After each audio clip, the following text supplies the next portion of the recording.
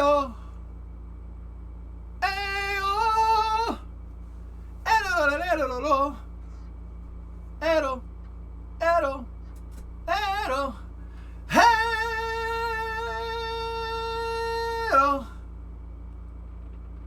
Ero. Ero. Ero. Ero. All right. Hey. Hammer the phone.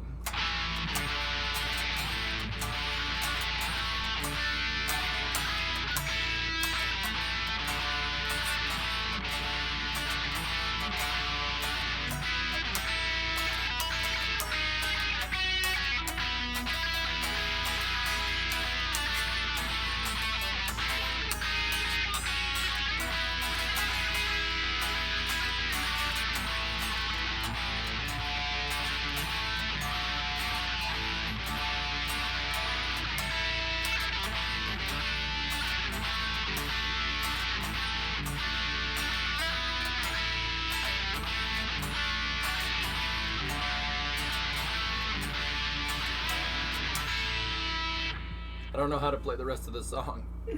I'll be honest with you. Hey, what's going on? Steven, welcome back. How was shopping? Was it good? That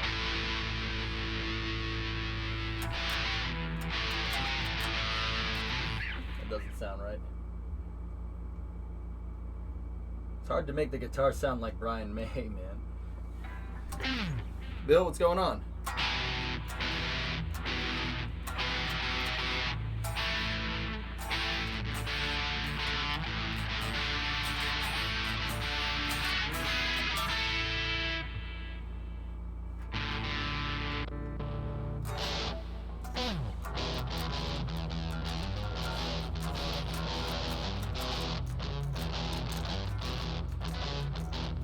Delay is happening.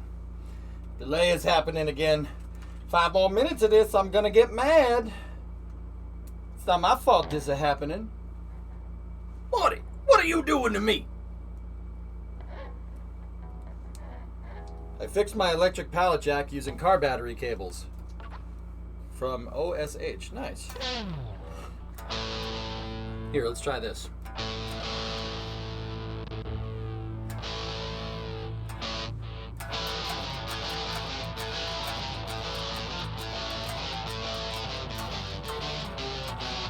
Delay on the thing is bad today. Hold on. I might let me plug in here. Plug in to a different thing. There we go.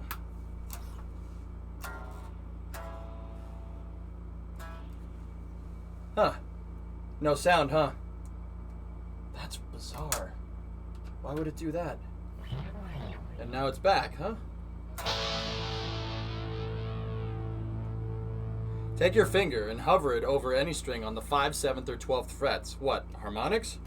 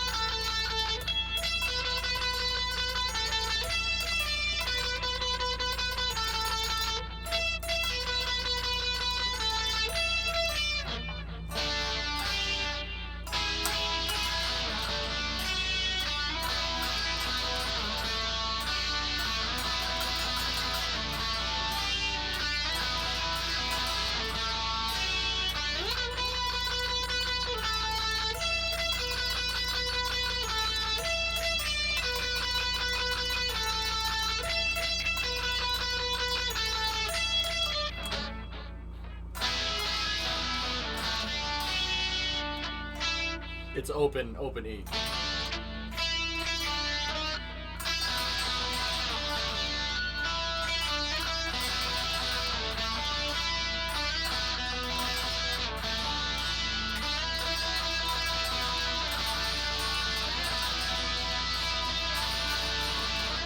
It really messes with the delay. Hold on.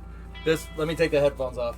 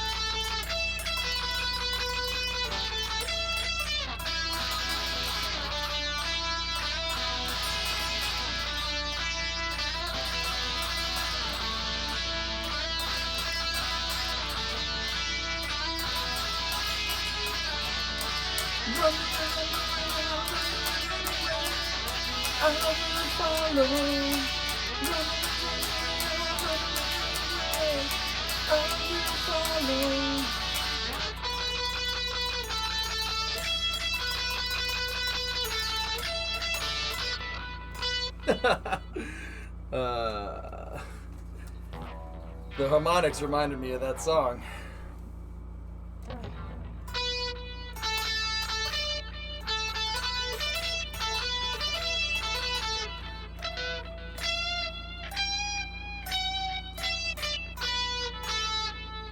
You guys know Gloria? You remember that song?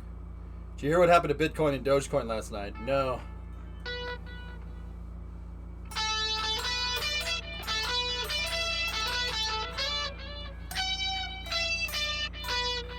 Do you know Maiden Riffs? Hold on.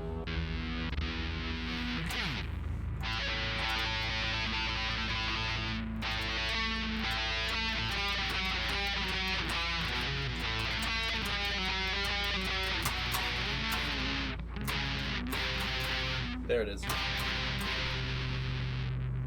Hang on. Gotta mess with this a little bit.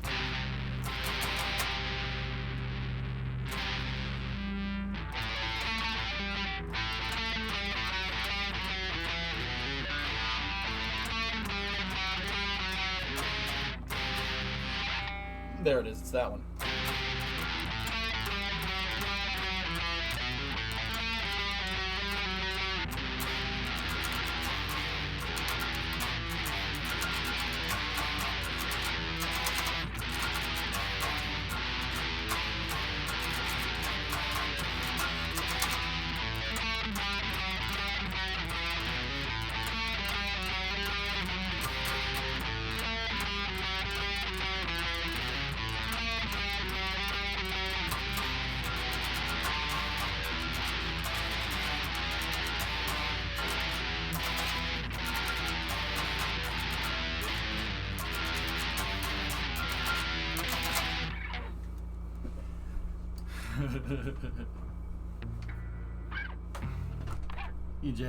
Hoje eu não vou falar em português. No. You speak. You want me to speak in Portuguese or English? English, por favor. English, please. That doesn't sound right, dude. Here we go.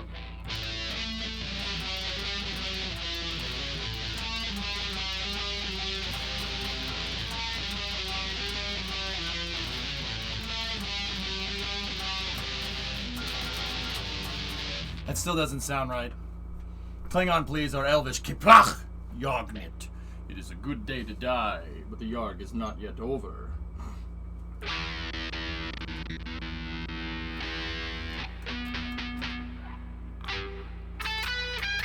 Nope.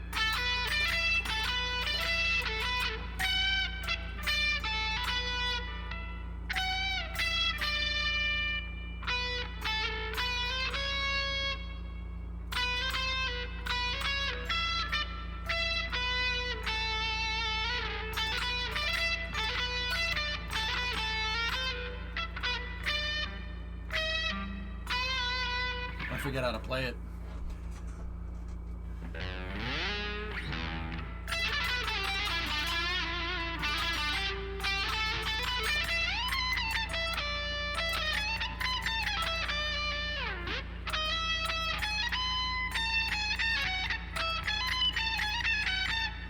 Are we doing it? Ready?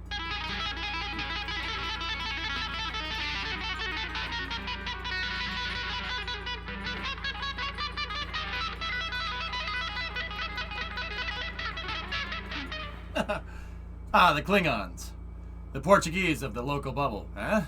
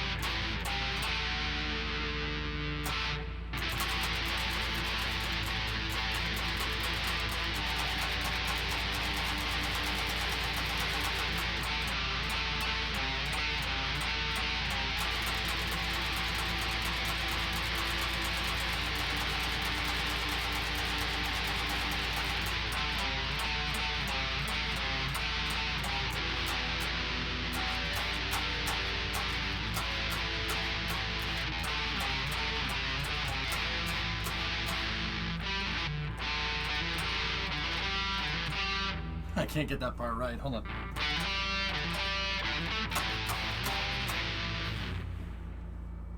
Can we play the automaton, please? No.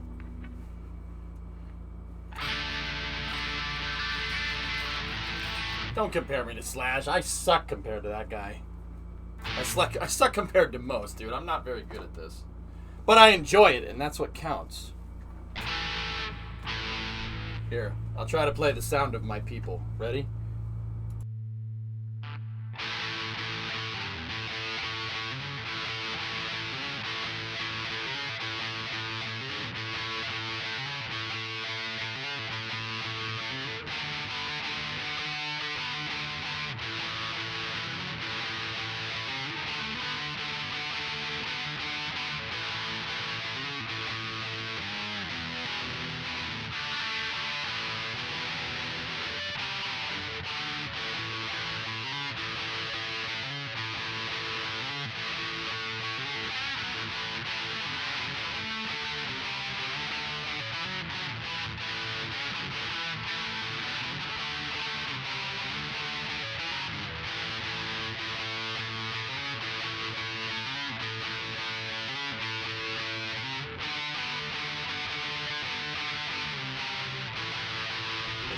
Go and drive up.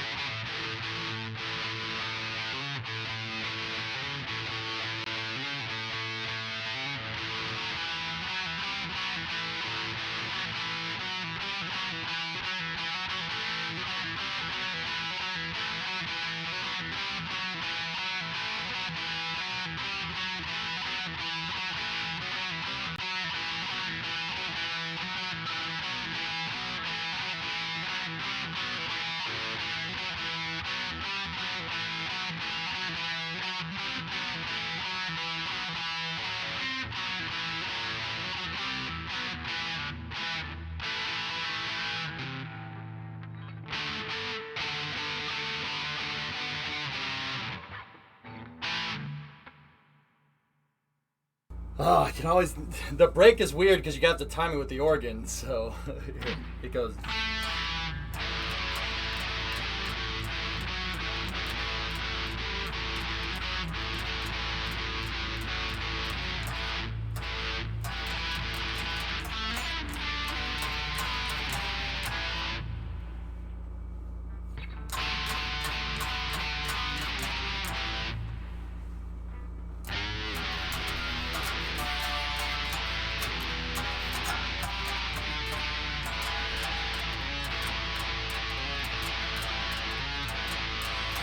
on today.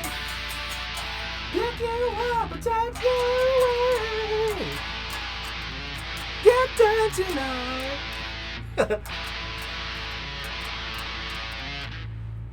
Play the organ part on automaton.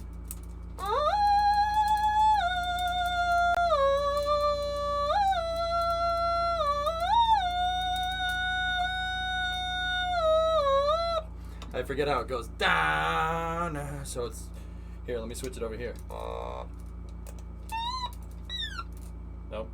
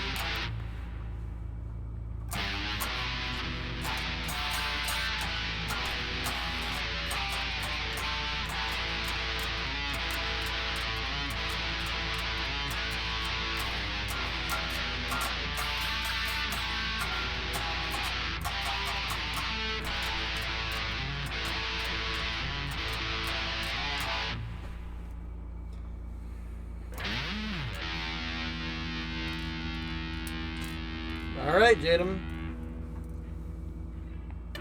Sing.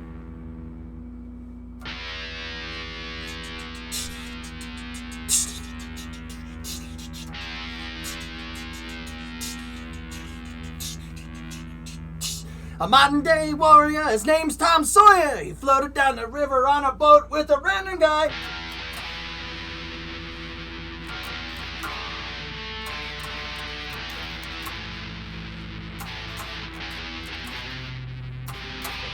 No one drive up.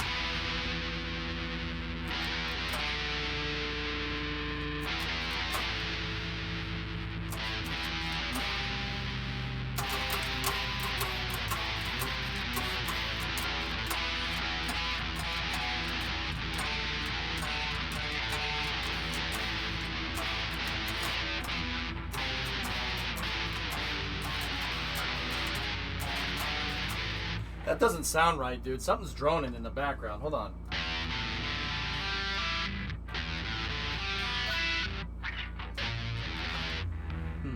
Here, let's try this.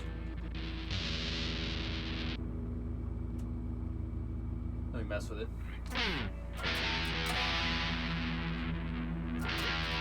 Hey, Nazalik, what's up? Mergers, 3-month resub. And then 12 Bravo out of 19 are in there.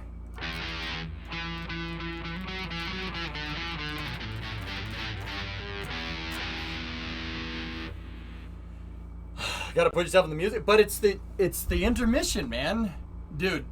Like, okay, this, you know, it's funny. This stuff helps me get through the day. I'll be honest. Breaking the stream into little segments like this increases your streaming endurance like tenfold. Thank you for the links, Phil.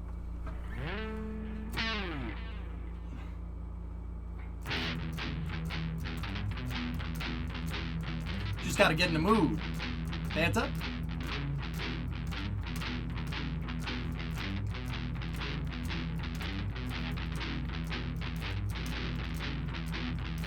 Baby,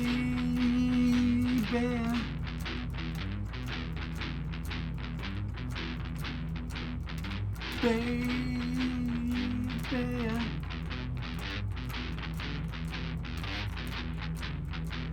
I'm gonna bring it on home to you.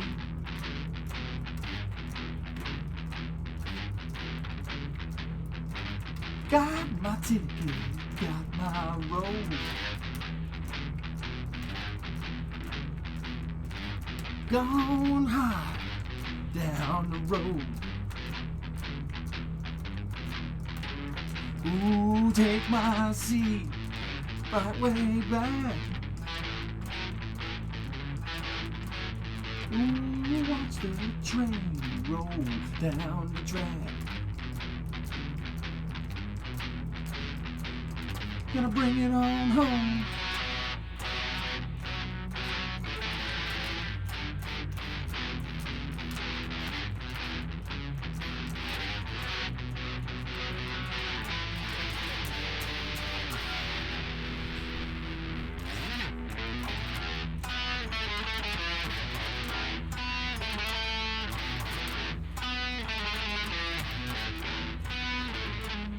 I can't do it, man.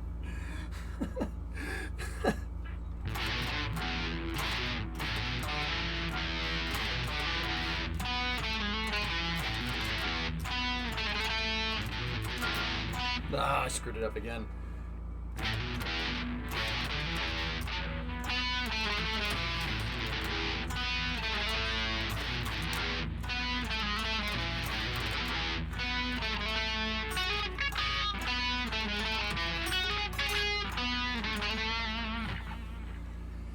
Okay, any more? Any more requests? Ooh, that's not a good noise.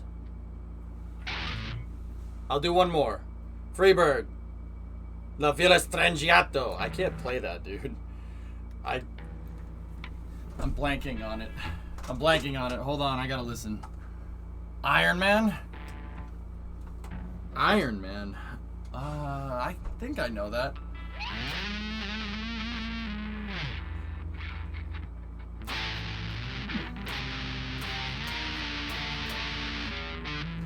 Dude, I don't know how to play. I don't straight up. I know it's not hard. I just forget how to play the damn thing. Through the Fire and the Flames.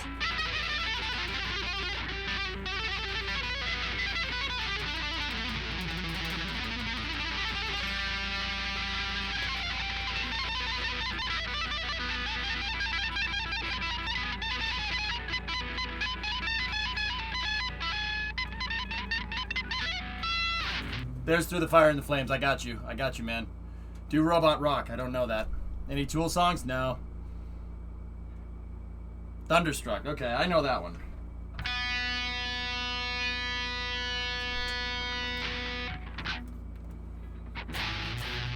Here, let me just make sure I remember.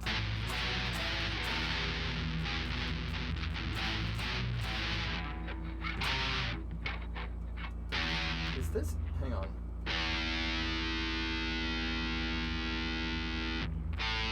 I gotta tune it. Hold on. Alright. No, she's in tune. Okay. Alright, ready?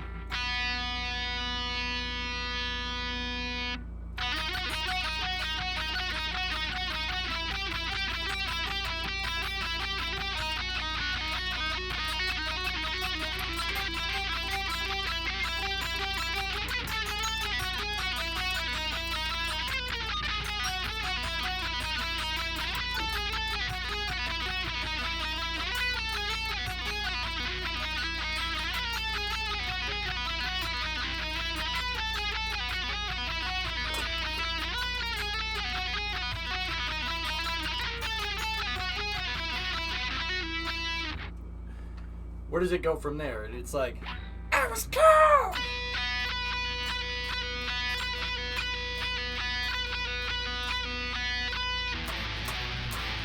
Now you're shaking off the knees! Can I come again, please? Yeah, the ladies weren't too kind! You've been thunderstruck! Thunderstruck! Don't blow out your vocal cords? That's fine.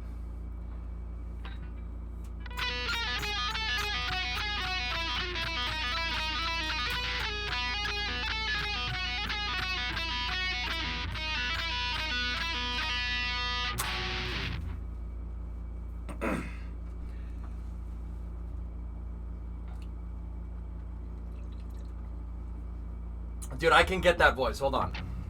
All right. And the last of the space news from you. Okay. Ich hasse ein Space News. Ja. Let's see.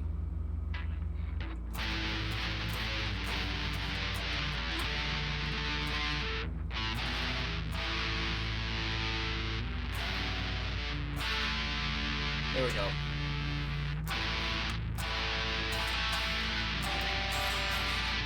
Too many women with too many pills aside. Shoot the thrill.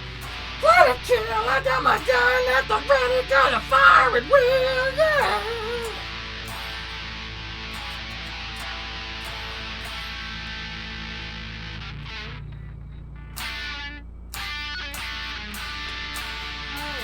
Yeah. So you gave this to me, but I didn't actually have a chance to tell you that it's for you.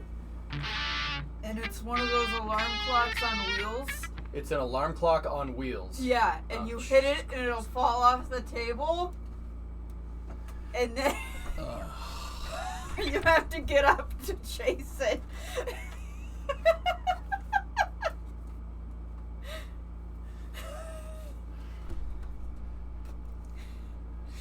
You snooze, you lose. And it sounds like R2-D2. Why did you do this? Because I kept thinking, man, I should really get him one of those. And then they were on sale for Prime Day. So I decided I was gonna get you one. See, look, he's even got a little face.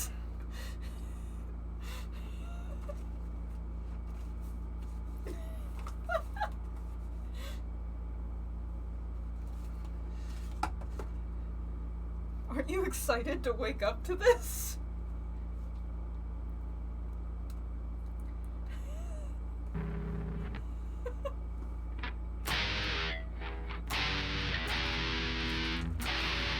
Wake me up inside.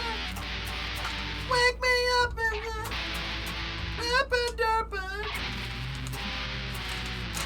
Okay. All right. So.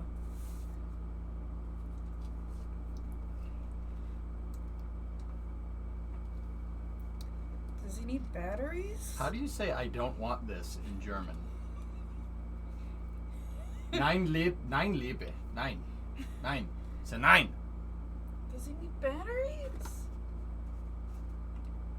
I don't want this. I need 4 AAA batteries. You might not get it because Ich will das nicht. Nein. I don't think we have 4 AAA batteries. Nein. No quiero.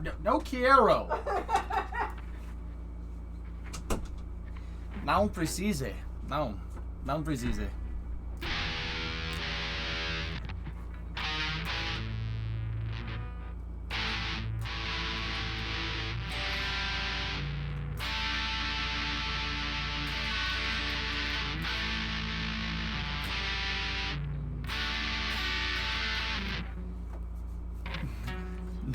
Não me venha com isso. Alright.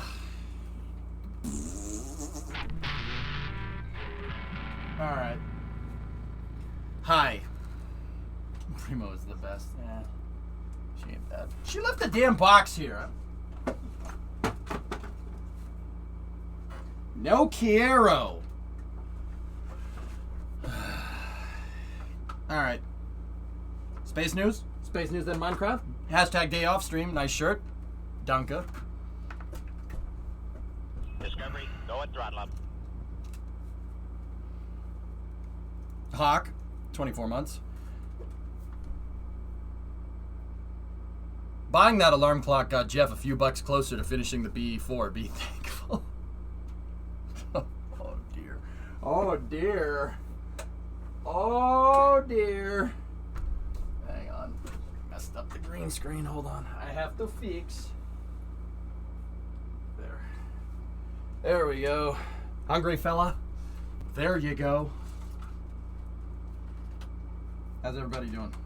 How was your break? Was it good? Mine was good.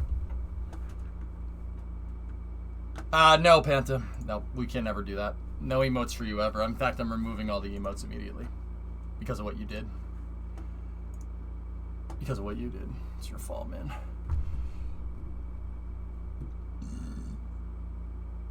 Ooh. Do I have one of these in GTA? I do, actually. Wow, the Jerkster are called and they're sold out of you. Why would a store call you to tell you that you're out of a product if you didn't want that product in the first place? Destroyed. Destroyed. DE_stroyed.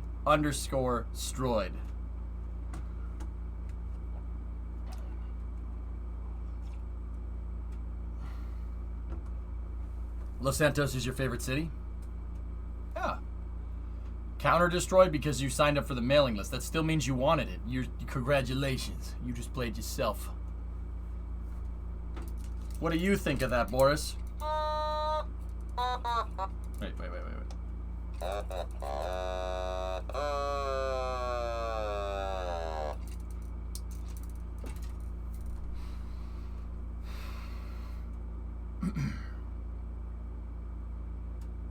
I give you money on a monthly basis. I literally pay for your content. Of course I want it.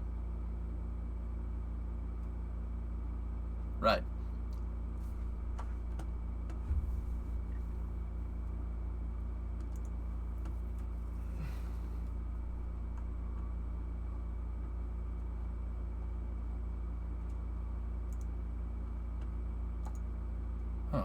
Huh.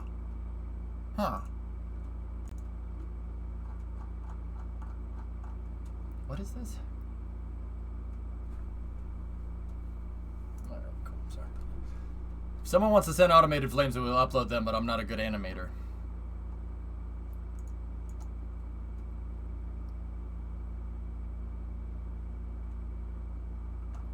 Alright.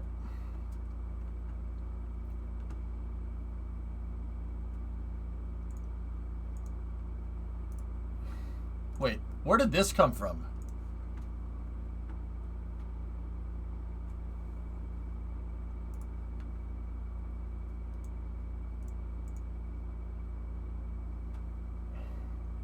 How did David get that? Where did this picture come from? Holy crap, that's an AR1.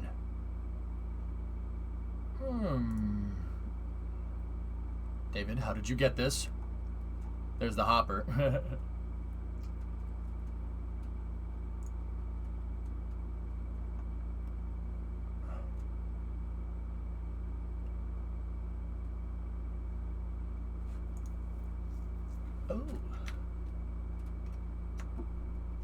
Oh, it's not. Okay, yeah, alright, cool. Get out of here.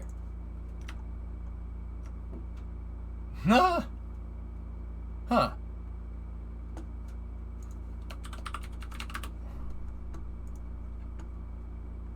Huh.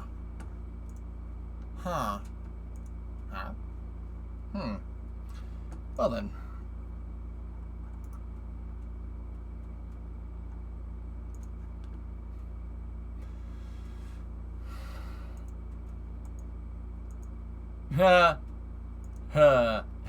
It's a copy. Nice. Alright, anyway. Space news. Good. Space news. Oh, yeah, DJ was on the front page today. That's cool. Alright, let me get the links here for the space news, and we will get into it.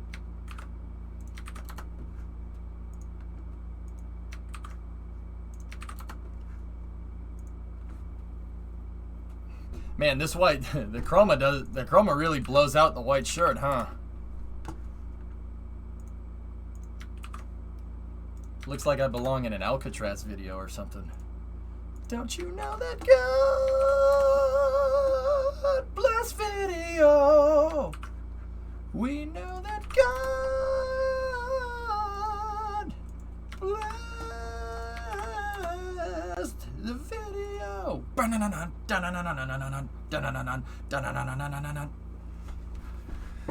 The R1 isn't that special of an engine. It's an American-made oxygen-rich stage combustion. What are you talking about? Of course it is. You should build one of those in Stormworks. An AR1.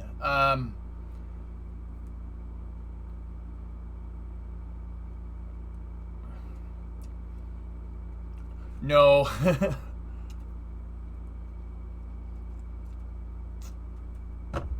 Somebody should make a game that's like automation, but with rocket engines.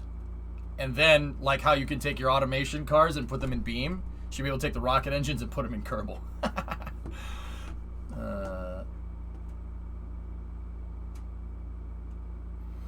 Clayton, it's a cholinesterase inhibitor. Stops brains from sending messages down a spinal cord within 30 seconds. Any epidermal exposure and inhalation, and you'll twinge at the smell of back as the poison seizes your nervous system. Do not move that. Your muscles freeze. Can't breathe. You spat so hard you break your own back and spit your guts out. But it's after that your skin melts off. Hello, by the way. Stan Goodspeed, FBI. Do you like the Elton John song Rocket Man? I don't like soft stuff. Oh. Well, it's you. You're the Rocket Man. All right. It's a great movie. Clayton, did you know that was a Bond movie?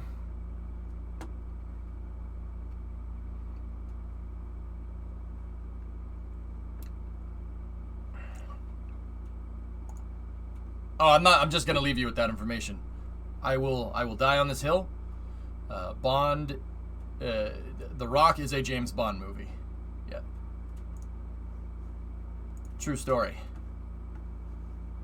Vaporized, blown out to sea. It's very high praise there. All right. Anyway, time for space news.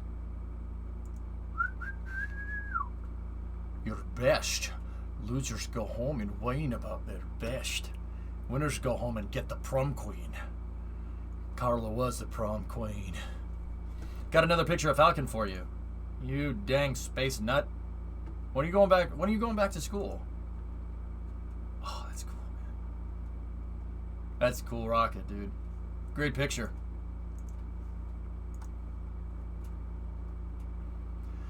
I know Sean Connery was in it, but it's not a Bond movie. It is, Clayton. Think about it. Think about it. Look. Sean Connery escaped from Alcatraz in 1962. Okay? He escaped from Alcatraz in 1962. Or he was incarcerated in 62, escaped in 63. There was no Bond movie. There were no Bond movies, right? Between Dr. No and what was the one after that? From Russia with Love. There were no Bond movies in between there. Because where does Dr. No end? In the United States. Yep. Patriotism is a virtue of the vicious, according to Oscar Wilde. General, personally, I think you're a freaking idiot. It's true. Think about it. The more things you see, like I'll be honest, I saw this in a YouTube video the other day. I'd have to go find the YouTube video. Next semester starts in late August, right on. Falcon 9 just static fired for Transporter 2. Cool. Think about this. Hummel knows who he is. It's weird. He knows who he is because he goes when Sean Connery and Ed Harris talking to each other. What is the first thing he said to him? Name and rank, sailor. And look at Sean Connery. Sean Connery goes, it's Army actually. He's like, oh shoot, he knows who I am, because Harris knows. He knows who he's dealing with.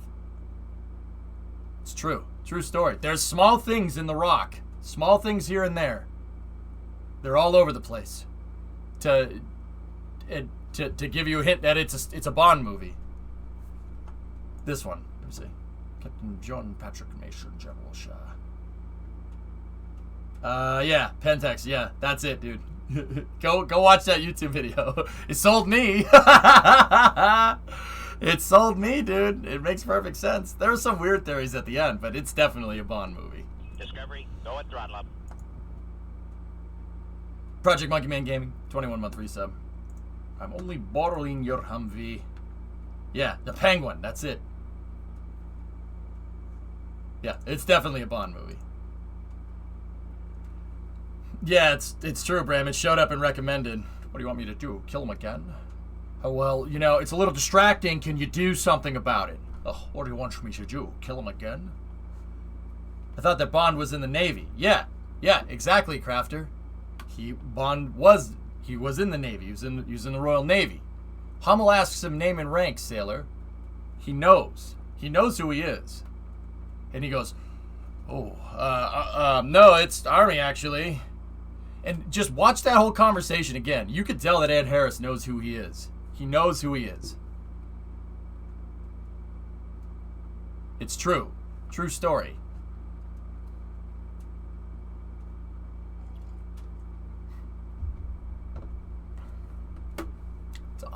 I'm telling you, go watch it. Go watch it again. You don't believe me? Fine. I mean, well, whatever. Anyway, let's go. Space News. Ready? Drink the Kool-Aid. No. Coffee. Fractal. What keeps you up at night, Mr. Dillinger?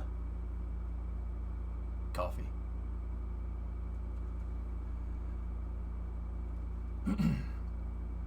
Spack.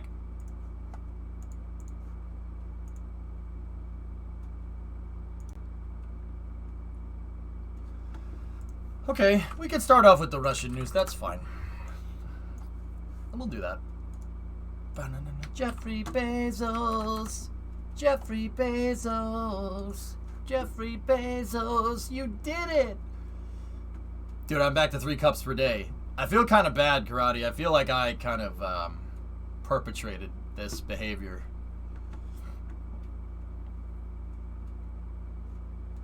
Alright.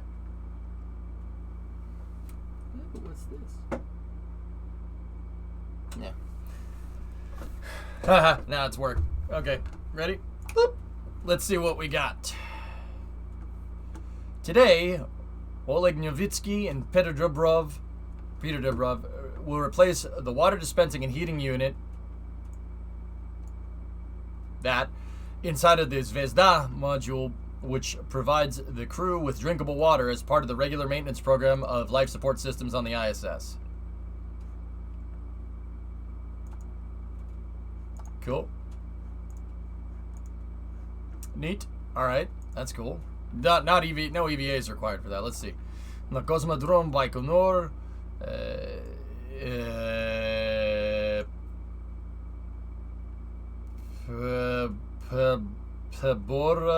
Nope. Nope. Hi, Pie Guy.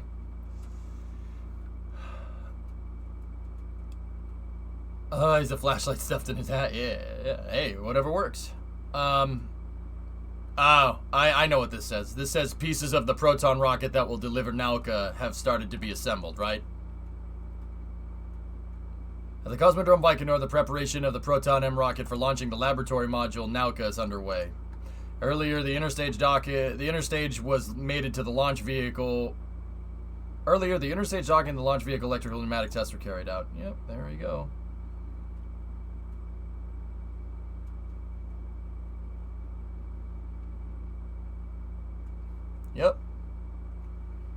Yep, they've started putting the boosters together.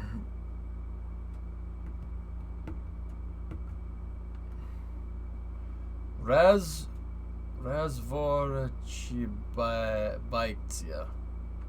Thanks, Russian translate. Yeah. Those words, man. They're tough. So this is the first stage. The first stage for Proton. The cool thing about Proton is that it's like Saturn 1. It's made out of a bunch of small tanks, kind of clustered around a big tank. Yep. See, they started putting this one on, and then they're gonna rotate it. It's on a gigantic rotating rotisserie right here. Rotating rotisserie, nice. It's on a big rotisserie, right? And they rotate it like 20 degrees. They attach another booster, turn it, rotate it again, attach another one, turn it, rotate it again, attach another one.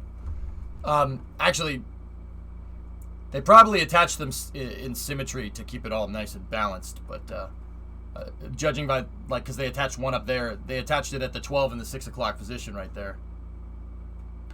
And before EJ talks trains. Nope, no trains. Not a lot of Russian news today, so let's go over here. Technicians place cargo inside of Boeing CST-100 Starliner ahead of the Orbital Flight Test 2 and the commercial crew and cargo processing facility at NASA's Kennedy Space Center. Hey. Barry and Eric. That's cool. Yep, they're starting to load stuff in. Starliner's ready to go, man. We're about to have 2 operational spaceships very soon. Yes, Bram, they do. Yeah, they're still doing it, Yarg. They,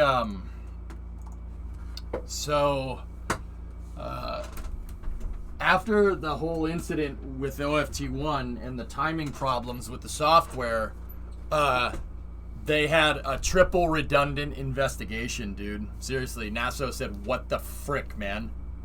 All right, screw that. So they had an independent consulting and independent review team, right? So IRT. They had an independent review team. They had NASA come over the data, and then Boeing combed over all the data.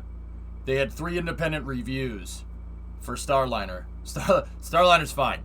It's going to work just fine now because they literally reviewed the entire program from the ground up 3 times over. Yeah, the IRT, Boeing, and NASA basically came to an agreement for all the steps moving forward for the Starliner program. They basically took the entire damn thing apart and put it back together. I mean, not physically, but you know, like they reviewed everything from what I understand. But yeah, Starliner's good, man. There is 2 Atlas V's down at the Cape right now, ready to launch Starliner OFT and CFT. See if the OFT goes well. If OFT2 goes well, which I have no reason to believe that it won't. If it goes well, you're gonna see crew flying on Starliner by the end of the year. That's pretty straightforward stuff. When was the first OFT again? It was November of 2019. Oh, NASA was pissed. I'm sure that wasn't cheap. Boeing's paying for OFT2 out of pocket, man.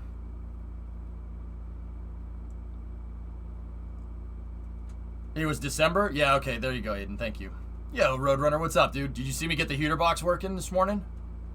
I got a 64-year-old heater box working in the truck. Dude, it works, and you know what? The thing blows.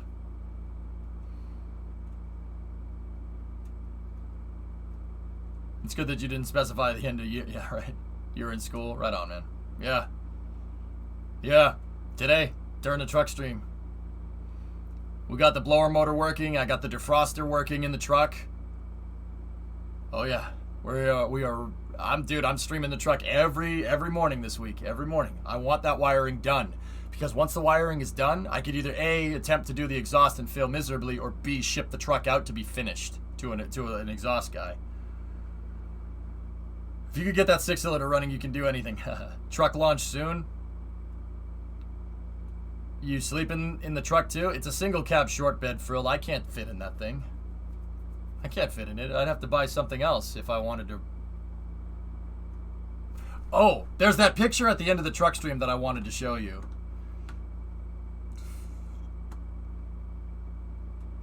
That reminds me.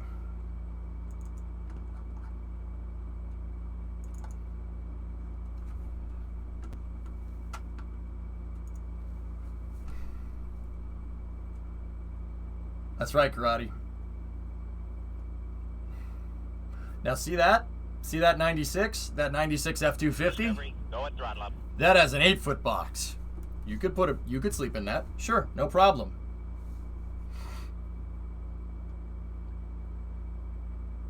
Looks good in red, doesn't it?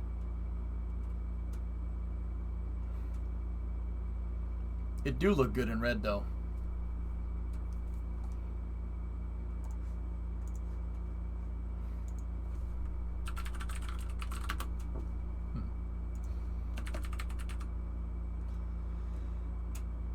Truck stretch stream. Wait, what? Is that a Ford? Yeah, it's a 96 or a 97.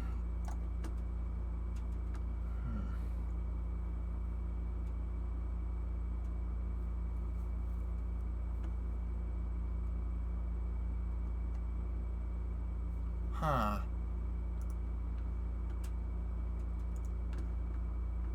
Give me one moment.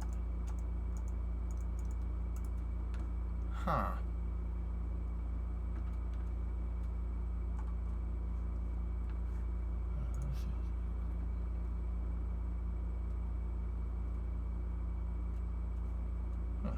Kind of like that. That's a nice truck.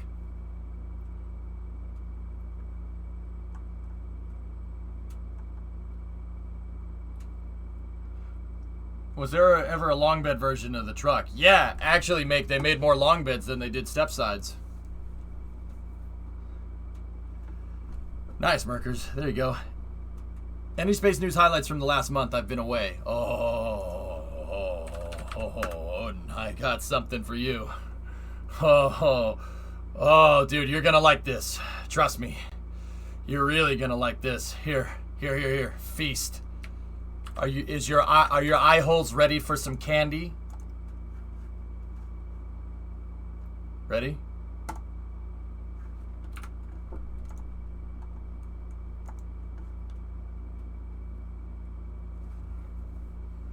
Is that good enough news for you? Hey, these are my eye holes. Hi, I'm Anson Myers Johnson. Is this a good price? I don't know. I hope our prices aren't too low. Yeah. Yeah, the core stage is stacked and they're putting the third stage on literally like right now. Yeah, that's the big stuff. SLS is vertical on the mobile launcher in the VAB and it's glorious. ¿Cómo estás, amigo de las estrellas? Estrellas. Oh, crap. I forgot what that means, Squall.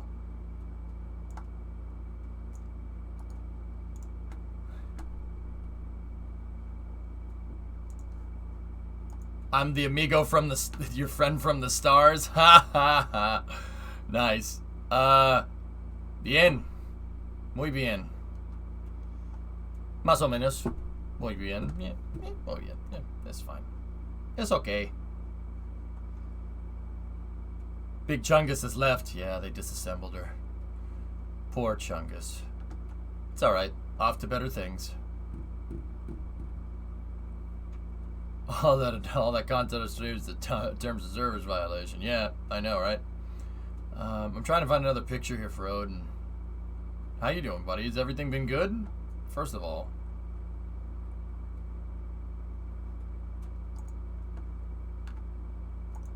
Soon we'll see something like this. Very soon.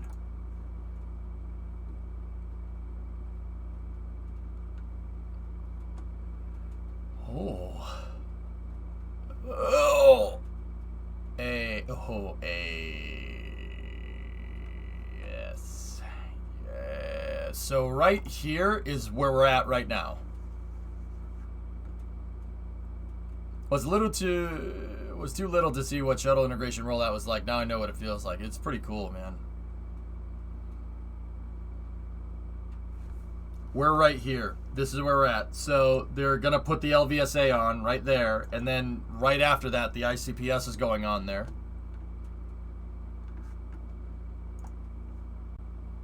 Yeah, that shot that Bramling. Yep. Are the SRBs actually attached or are they just chilling next to it? Odin, believe it or not, the core stage hangs on the SRBs. The SRBs are the only things that are touching the pad. True story. Yeah, the core stage is hanging from it. Mm-hmm. And then by the end of this, I'd say by the end of this month, we'll be about here. So the ICPS should be on there. And then they got to put the OSA on, the Orion stage adapter right there. And then the Orion payload attachment fitting, and then the capsule. And then LES on top of that, and we're good to go, man. What diameter is that downcomer? About the size of a basketball, Benno. There's 2 on either side. Yep. Why is it orange? Frilled, the orange is spray-on foam insulation. It's called Sophie for short. It's basically a koozie for the rocket. Like, you know, you hold your beer in that foam. It's kind of like that. It's foam insulation, and they use it to squeeze more performance out of the rocket with SLS. On the shuttle, it was orange to make sure that ice didn't come off of the external tank due to the cold propellants and hit the shuttle's TPS. Are they still putting the simulator on before the capsule? Simulator. Maybe. They might do modal. They could do modal testing or structural testing. Not to shoot myself a chat in the foot. But isn't today date night? What are you doing online? I talked to Brimo, and I asked her if I could work, and she said yes.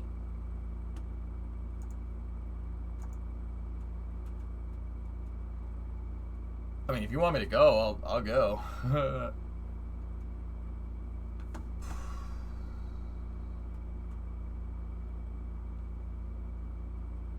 The foam did that instead. Yeah. Yep. And this is all in preparation for a rollout. Once this thing should be fully assembled and ready to go by the end of the summer. And then what they're going to do is they're going to test all the umbilicals and everything. And then they're going to put it out on the pad. They'll do a wet dress rehearsal. Basically everything up until firing the Rofies and turning on the shuttle engines. They'll do an entire wet dress. And then they'll take it back into the VAB. And do all the final checks and everything for launch. And should be launching by the end of this year.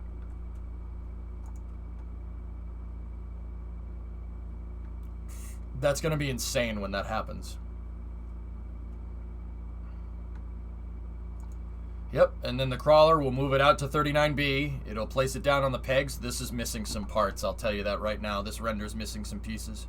It's missing the diverters. There should be 2 huge flame deflectors right here.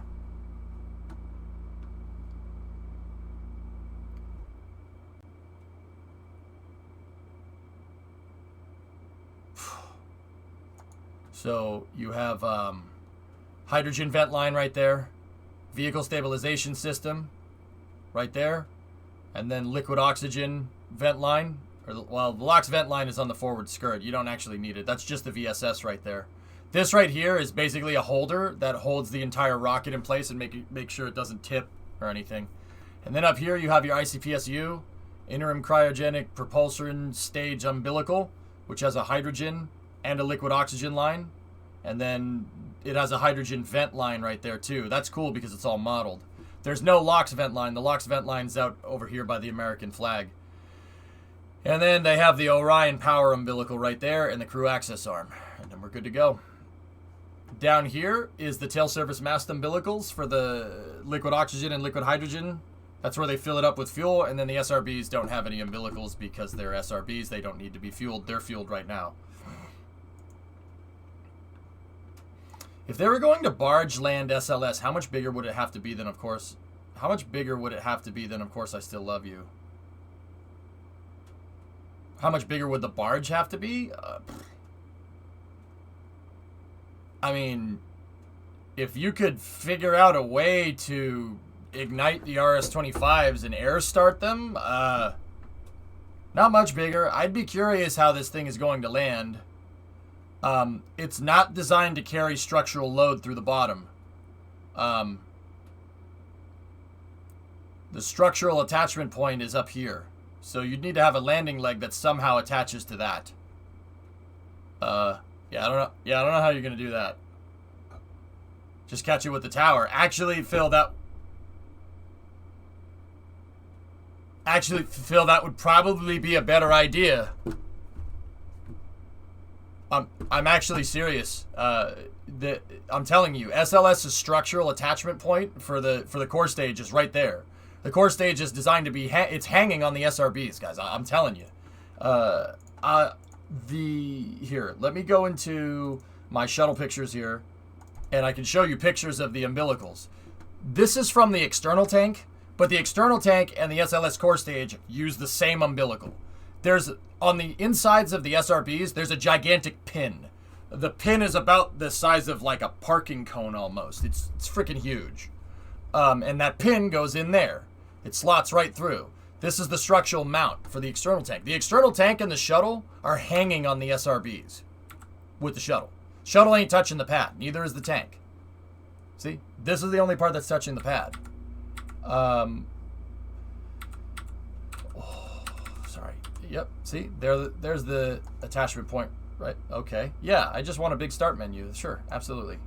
There it is. There's them picking up the tank inside of the VAB. See the hole right there? They note that they pick it up on a bracket from the side so they can hang this thing on the SRBs. Let me find... Just got done watching that video. Mind freaking blown. It's true, Panta. It's true.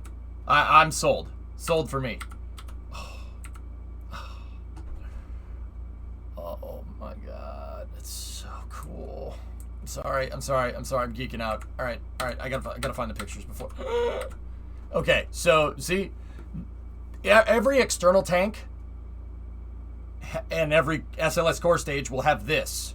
There's a huge crossbar right there that holds the fronts of the SRBs together and holds the SRBs to the external tank. See, that strut is gigantic, or that I-beam is huge. And at either end of the I-beam, there's those pinholes.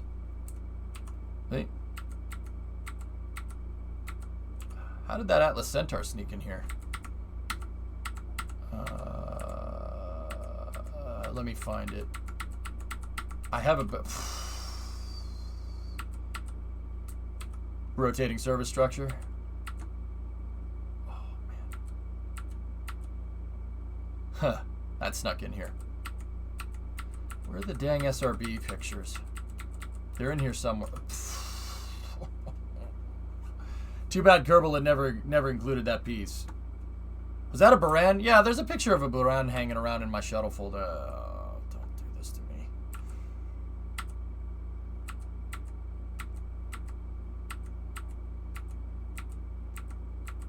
Where is the dang picture? Nice. I was thinking about making this if you guys had proposed a 2-stage to orbit option. I was thinking about making one of these. Yeah. I'm trying to find the freaking...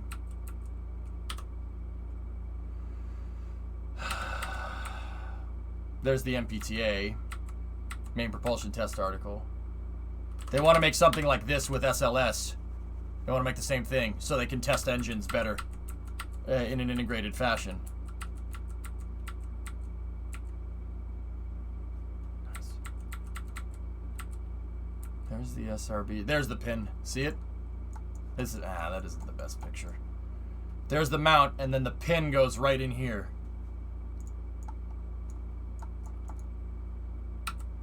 You can always cancel Jebstar. No. Nah, I'm good. Yeah, you don't need to do that. You don't need to do that. That would have been pretty righteous right there. It would have been pretty ridiculous. Oh boy. They'd already have if SLS wasn't so underfunded. What is the external tank made of, Space Button? It's aluminum. Aluminum lithium, friction stir welded. It's like Falcon. Falcon 9's made out of something very similar. In fact, SpaceX probably went and started reading NASA technical documents. There's the SRB hold down points right there. Yeah, see? There's the attachment piece. That's attached to the crossbar, and the crossbar goes through the inner stage. Cradling on the top of the inner stage is the liquid oxygen tank, and on SLS, the liquid oxygen tank would be not a cone, right? It would go up here into the forward skirt. And then hanging from the inner stage is the hydrogen tank. That's a good picture. Maybe it's in the SLS folder. Hold on, let me go to the SLS folder. Oh yeah, there it is. Perfect. There's the mount point. This is the forward segment, or the forward structural segment on the SRBs. There's the forward nose cone right there. Nice, Aiden. There you go. Oh, you missed much. No, not really. Jetstar deserved to be finished even though I was never fully on board. Nah.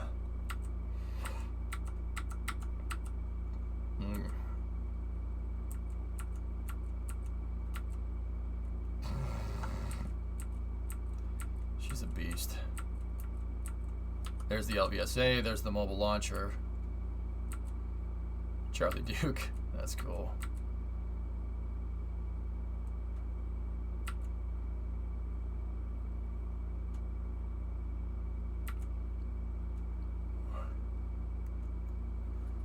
You had a Lego Slick 6 shuttle?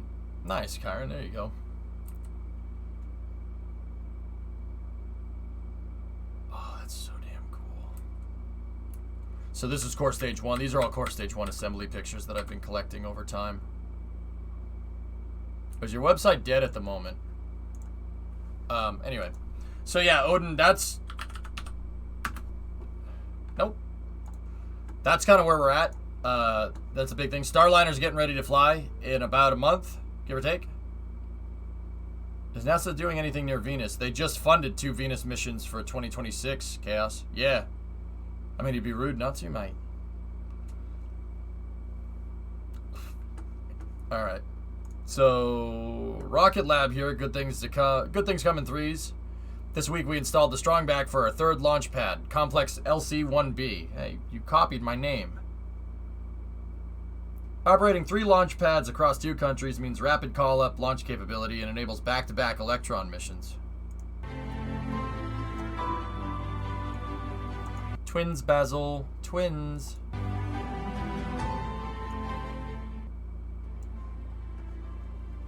That's almost finished.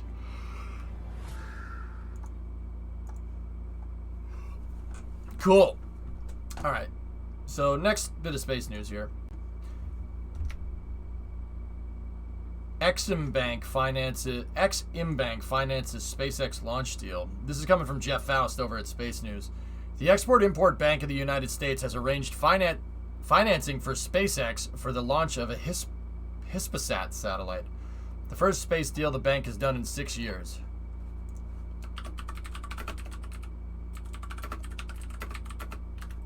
The hell is this? The Export-Import Bank of the United States, known as Exim or just the bank, is an official export credit agency of the United States federal government, operating as a wholly owned federal government corporation. The bank assists in financing and facilitating U.S. exports of goods and services.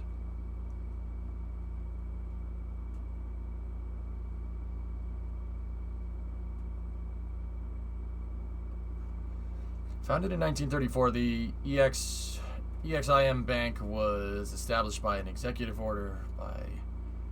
Oh, this day, December 7th, 1941, a date which will live in infamy. The Empire of Japan has ruthlessly attacked U.S. military forces at Pearl Harbor. The U.S. shall move on to ultimate victory. Anyway, they provide financing to foreign entities to help them buy U.S. goods and services.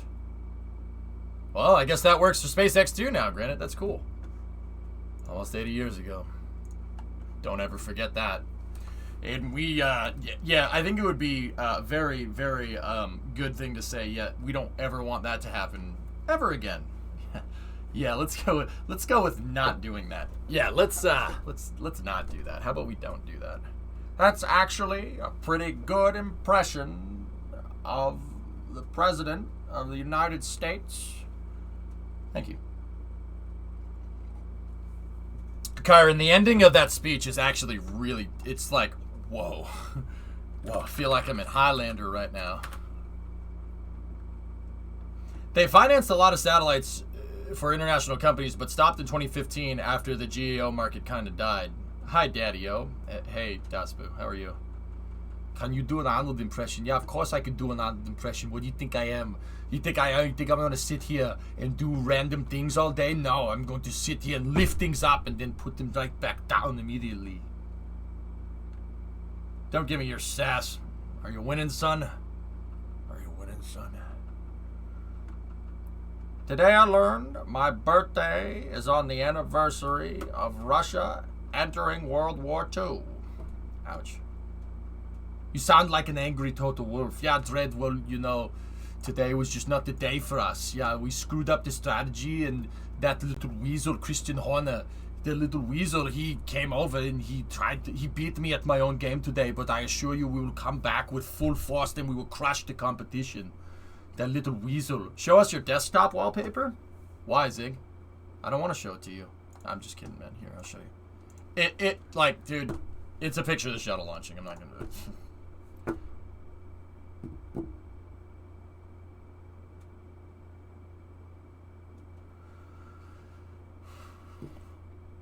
The only thing... No!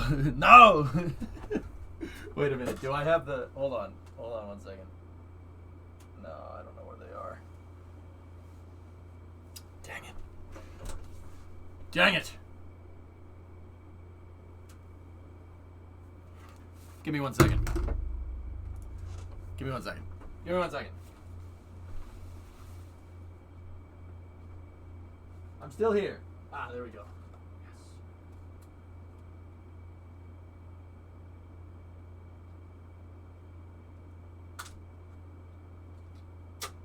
There. Perfect.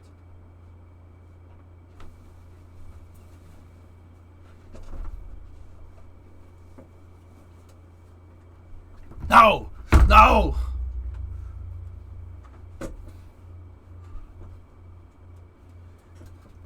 Valtteri, this is James.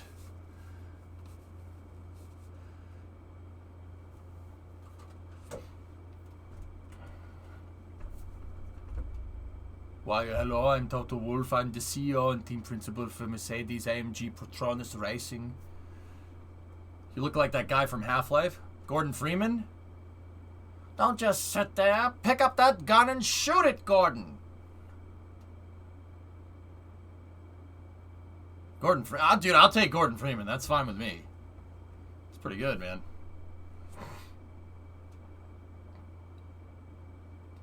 Now you look like you know what you're talking about. Yeah, I tell you, after the last race, that little weasel, Christian Horner, we're going to find him and we're going to pump up his strategy by ruining it. We're going to crush the competition. God, who are you? Where's Florida Man?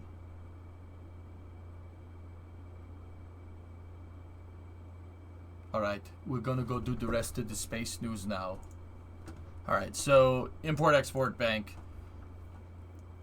has arranged financing for SpaceX launch of a Hispasat satellite. The first deal the bank has done in 6 years. Exim announced that on June 21st that it approved $80.7 million in financing for a Falcon 9 launch of a Hispasat satellite. Amazonas Nexus. Amazonas Nexus, yeah, it's very good. As well as launch an initial in-orbit insurance. Okay, the bank said financing will be in the form of either a direct loan or a loan guarantee. I'm issuing you a no-honk guarantee.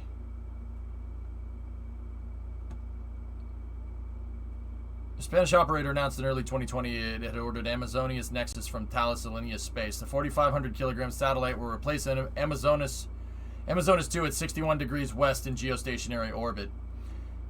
At the time of the contract announcement, Hispasat said it expected to launch the satellite in the second half of 2022. France. France's export credit agency is financing the construction of the satellite. Is Hispasat financing anything? Jeez.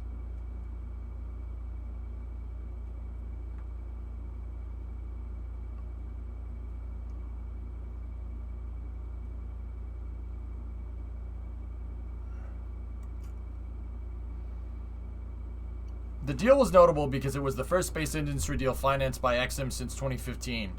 The Export Credit Agency was sidelined for several years by a lapse in its authorization and then a lack of quorum on its board, which prevented it from approving deals larger than $10 million. The Senate restored that quorum by confirming 3 nominees for the board in May of 2019. An omnibus spending bill signed into law in December 2019 authorized the bank for 7 years, the longest reauthorization in the bank's history. Cool. That's very nice. That will enable us to launch more rockets up into space, more SpaceX rockets to launch the Hispasat missions. Yeah, that'll be very good. Nice shades. They're not shades. They're glasses so I can see better. I swear. Let me look at this table. No, no.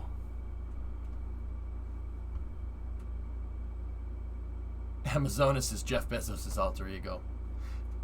Jeffrey Bezos, Jeffrey Bezos, Jeffrey Bezos, you did it!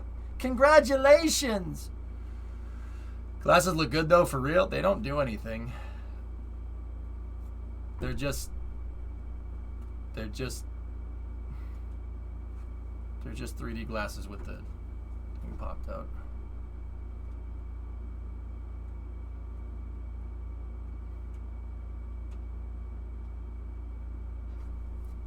Let's not do that. I've been lied to.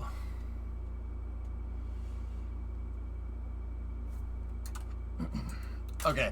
So, that's pretty interesting. Alright, let's see what we got. You need a shirt that has a pocket protector printed on too. Yeah. Alright.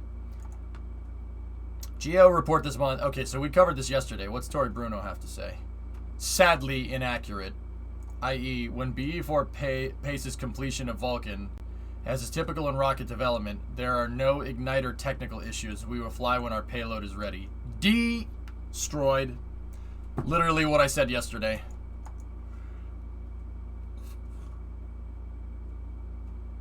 Literally, that is exactly what I said yesterday. Yeah, I said that they say, oh, it may not be ready, which is patootie. In short, Tori Bruno, no, you're wrong. Sadly inaccurate. While BE4 paces completion of Vulcan, as is typical in rocket development, there are no igniter technical issues. We will fly when our payload is ready. So what Tori Bruno is saying here is that the engine basically denotes the entire design. Engines and propulsions are always the bottleneck in any rocket design. Any one of them. Just like Raptor is the bottleneck in Starship design. Getting the Raptor engines to do Raptor things is kind of important to make the thing do that. Right? Propulsion with rockets is always like 90% of the battle. So, what Tori Bruno is saying is that the pace at which they complete the BE4 is the pace at which they basically, it's the benchmark for, you know, Vulcan's completion. Saying literally that when the BE4 is ready, Vulcan will be ready. Yeah, every rocket is built that way. Every rocket is built around the propulsion system. That's the most complicated thing to make by a long shot, by a very long shot. So, yeah. Let's see. There are no igniter technical issues, and then we will fly when our payload is ready. Yeah. Tori Bruno all but confirming that Vulcan will pretty much be ready by the end of the year, which is hilarious because the payloads are the reason why Vulcan won't be launching, and not Vulcan not being ready. Pretty much something that I've been kind of saying for a little while now. Yeah. The engines are almost done. Pretty much done. Where are my engines, Jeff? Yeah. We got no engines, Jeff. Yeah. I mean, the convergent-divergent nozzle is in fact a bottleneck.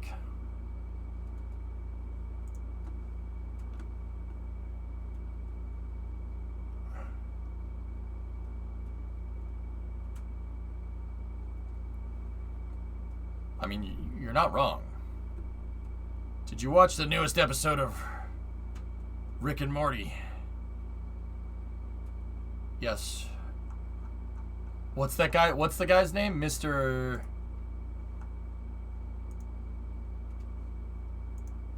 Oh, I'm Mr. Nimbus.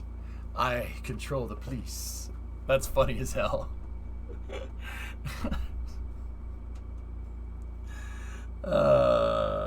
Yeah, I watched it. It was free on the YouTubes, which is pretty cool.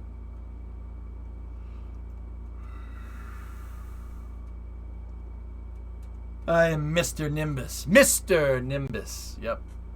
Of course he controls the police. Richard. He calls him Richard. Oh my god. I am King Mr. Nimbus. Oh great, you landed on water, Morty. I told you not to land in the ocean. I really like the portal concept. This portal will... Time moves faster through this portal. Oh, so it's like Narnia. Yeah, don't insult my craft. It's... Alright, yeah, it's basically like Narnia. Oh, cool, Rick. I'll just go and get the wine there, Rick.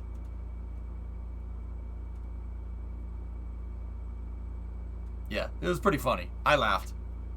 Yeah. If Jeff keeps dicking around, how hard is it, and or is it even feasible to change the engine? They're not dicking around, dude. Why does everybody keep thinking that, goalie? Why does everybody think Blue Origin isn't doing anything? I literally go up here on almost a daily basis and tell you, like, Yes, they are. You know? Yeah. And 69. Nintendo 69. Jessica, you want to just sit here and watch Interdimensional Cable? Oh, yes, N69.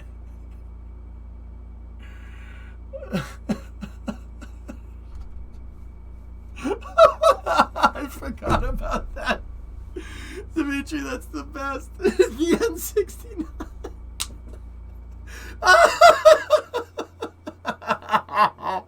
Oh my god, that's so funny.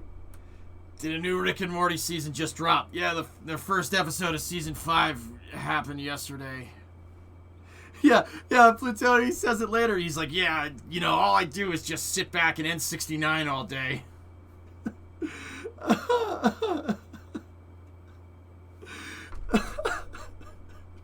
N69.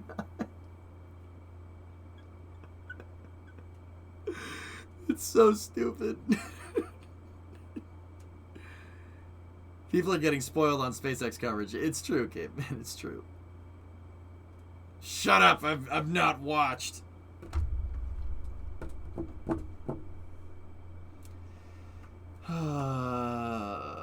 Building a moon lander and a space shuttle is kind of hard, it seems. Yeah. Hi, Pick.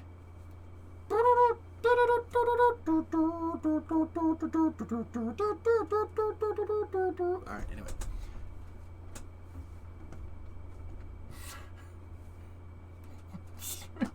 Finger guns, man.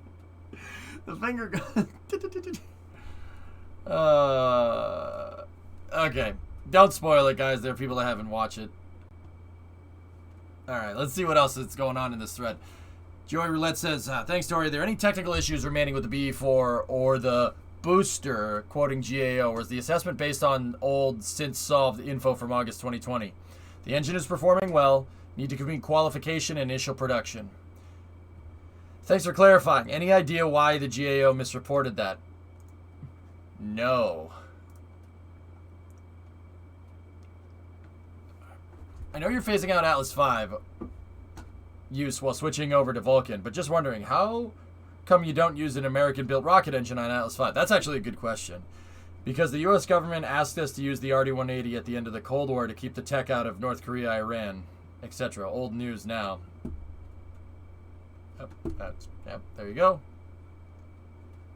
What is Rick and Morty? It's this ridiculous cartoon on Adult Swim, on Cartoon Network. Or Adult, I don't even know what it is anymore. Did you take advantage of any Prime deals on the BE4? No. Great question. No. Your credibility is in doubt since the Starships and Stripes hearing. You expressing concern over limiting effects of mega constellations on launch windows, while at the same time adding to that problem by launching 9 Atlas V rockets full of Project Kuiper satellites for Amazon.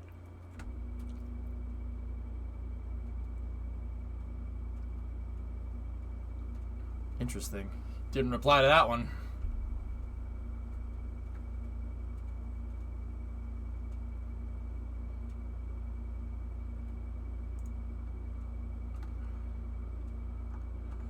I've always said that, Tori. I feel bad for BE4. I mean, BE4 is a great engine.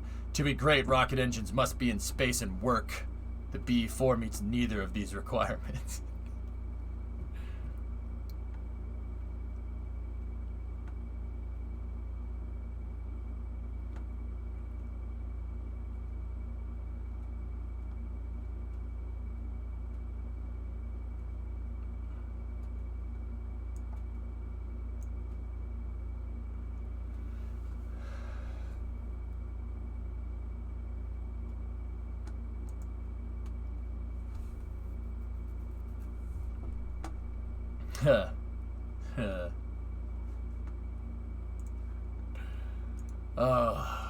I get what that guy's saying, but man, is he in for a rude awakening.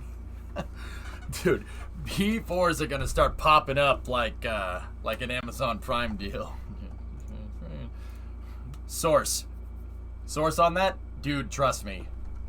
No, I mean, I haven't heard anything explicit from Blue Origin, to be honest with you. But you'd be stupid to think that they wouldn't enter mass production with the BE4. What they're doing is they're scaling their production timelines for an SSL. Straight up. Now, why would they do that? Well, that basically gets them testing for nothing. They can test for nothing. Seriously. I mean, how dope is it? How awesome would it have been for, like, SpaceX to have, like, the Merlin 1C fly on, like, an Atlas rocket or something? You know, before they put it together on Falcon 9. Think about it. It's a pretty smart move. When you move backwards, you wash out a bit. I'm Mr. Nimbus. Mr. Nimbus. Anyway. So, wait, so the F1 isn't a rocket engine since it doesn't reach space. Hell, Hydra, it's people on Twitter. People on Twitter have trouble articulating themselves, which is why I never post on Twitter, because I have that problem too, but I know better. What the guy's trying to say is that Raptor's flown. Raptor's flown and has a lot more developmental testing than the BE4. But I think what that guy's failing to understand, and while he is still correct, Raptor has flown more than BE4 at this time, I think it would be very naive to sit here and think that Blue Origin isn't just gonna flood the market with BE4s. They're not doing it right now, but that doesn't mean that they won't do it later. You should, I mean, like, guys, they built a gigantic freaking factory in Huntsville for BE4 production. They built washed out. Raptors have exploded more than BE4. I'm telling you, Supercraft and SSL with Vulcan, they get their testing for free. They get the testing done for free. And, well, I don't think the purse strings for Blue Origin are tight by any means. You know, it is rocket science, and you want to know the quickest way to become a millionaire in this country? Be a billionaire and start a spaceflight organization. Start a commercial space provider. You got to be careful about this stuff. Even someone like Blue Origin that has Jeff personally financing it, you still got to be careful. You don't keep your company profitable by pissing away cash. You take whatever you can get. And that's a fact, man. So, here, let's see. Where is Blorgen? So, ULA is in Decatur. ULA is over here. That's ULA's rocket facility right there. That's where Atlas and Delta get made. Where is Blorgen?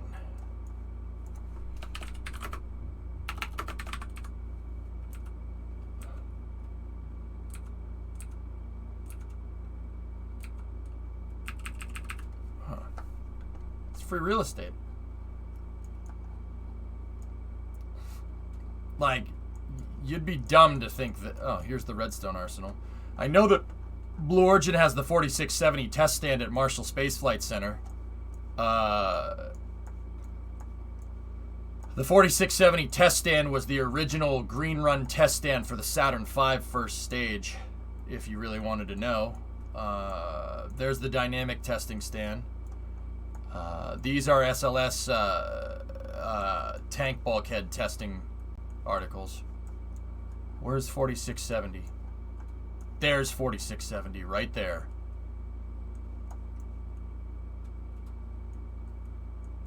.4670 test stand at Marshall. Blue Origin bought that. Blue Origin is in the factory, I think? Yeah, maybe. As a new business owner, I myself can confer that business equals stretch a dollar contest. Pretty much, Red. I mean, I run my own business. Why do you think I still have a C910 and a frigging blue snowball? Yeah, my audio isn't the best. I don't have like a perfect microphone right here. But it gets the point across. As long as the sound isn't wrecking somebody's eardrums, it's fine. And that still does happen, and I apologize for that. But you have to be careful about this stuff. So Blue scaling their production to NSSL might make them look slow. But you have to understand, you don't build a factory the size of the factory that they built in Florida and not expect to mass produce these things at some point.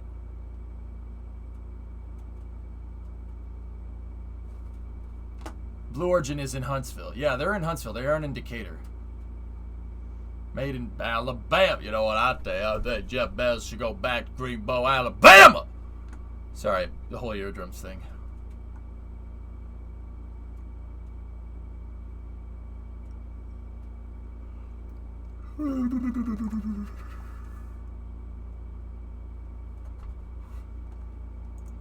I hate condenser microphones. It makes the voice too smooth.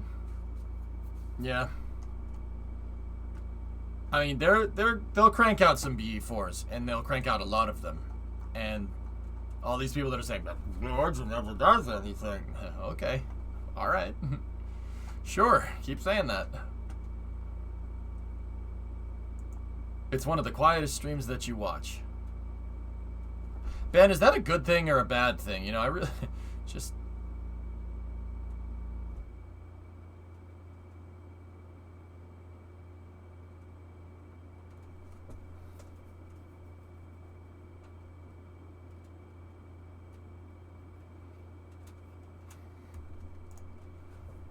Like, it's not a bad sleep.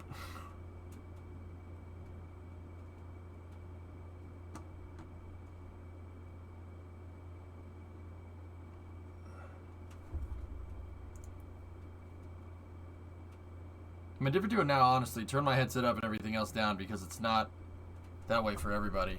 Yeah. Interesting. Yes, you don't sound like a drugged out bunny rabbit. Oh, well, that's good.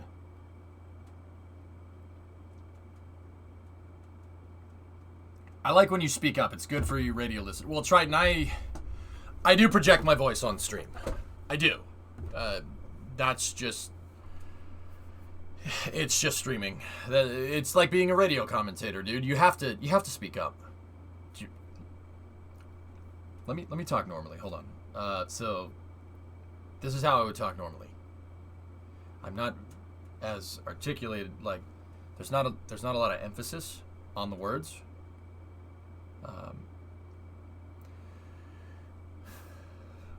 So like, I mean, this is how I talk in real life. Yeah, I don't enunciation across the nation. Yeah, there you go. Yeah, I don't really Dude, this is hard to do. I'm trying not to focus on talking in a regular voice, but this is how I actually do it. That's strange. This is how I talk on stream. It's not that much different. It's just the pitch is higher. Pitch is too high. That torpedo's Russian. Yeah, and also what I tend to do on stream is I tend to speak a little slower than I usually do, and I move my mouth a lot more on stream. I do that to help in case somebody's watching that English isn't their first language. I speak slower, and I not because I'm like, huh? No, I speak slower and I speak very deliberately for people watching overseas that don't understand English very well. Sometimes I talk too fast for the ESL people. What does your voice sound like if we called you at 4 a.m.? Please go away. Let me sleep for the love of God. Something like that. Yeah, that's not your regular voice because you're trying to talk in your regular voice. Yeah, Brie, I can't do it.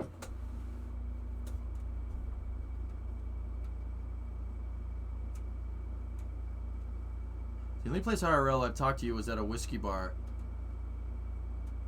where there was overly loud music. Not a good comparison. Wait, C22, you were there? Why don't I remember this?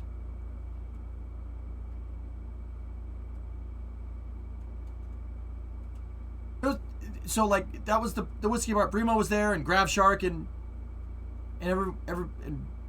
Gerardra was there. Cirrus was there. Hint, whiskey bar. And Keef SD was there too. Dude, that bar, so check this out. You want to hear something crazy? That meetup, right? We were just like, I did a meetup, and somebody that watched the stream, my buddy Keef, he's not in here much lately. I don't know. He's off doing something. He came into the bar and was like, how are you here? I'm like, what do you mean, how are you here? I told you on stream that I'd be in town like a week ago, you putz. And he's like, oh, I didn't think that was this week. I'm like, what do you think next week means? And he's like, yeah, sweet, man. What's up? I'm like, what? I took your photo earlier that day. I spent most of my time with Tree Hugger, I believe. Oh, yeah. Yeah, I remember now. Yeah, me and Tree were hanging out. That was a good time. Taradra, you weren't there? Are you sure? Frick, we gotta do TwitchCon. Dude, that needs to happen again. Like, I understand why it's not. Did you get too sauced to remember? No. I don't think.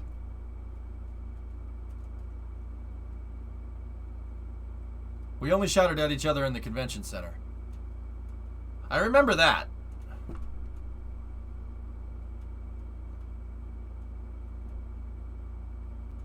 The one time I was at the same launch as you, I didn't get to meet up because you guys were picking up remote cameras at Wallops. Yeah, my bad. Dude, we had a...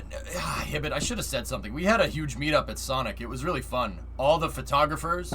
So, all the launch photographers, and then me and Das and Space Pat were there. So, Trevor was there, John Krause was there, Brady was there. It was fun, man. That was a fun time. We were all kicking it at a Sonic at like 2 a.m.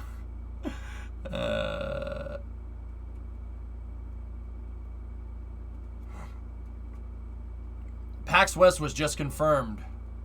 Ooh. I miss New York and I miss hanging out. Yeah. Yeah, me too, Bree. Yeah.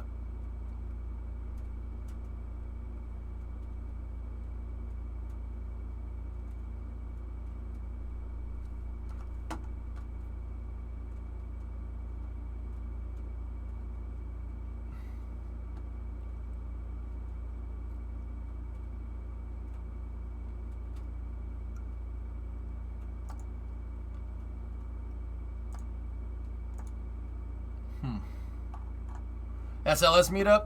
Yeah, I'll see what we can do.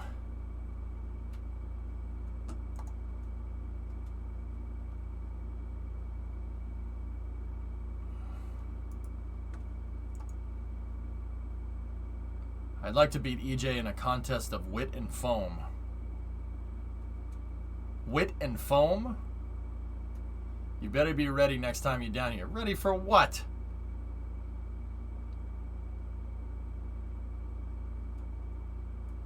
Now I kind of wish I hung out with EJ at that one TwitchCon. Vin, you're more than welcome to. That guys, dude, just like, freaking, like, I don't want to say follow me around for Christ's sake, but like, if you know me, just come up and say hi. Like, then just chill. Like, that's all I do. That's all I want to do. I don't give a crap about like when I go to TwitchCon and stuff. You know, a lot of streamers go to TwitchCon to make connections with potential sponsors. I don't give a crap about that. I'm there for you guys. That's why I do that. That's why I go to this stuff. Why the heck would like, oh great, I'll go discuss the sponsorship. Why the frick would I do that?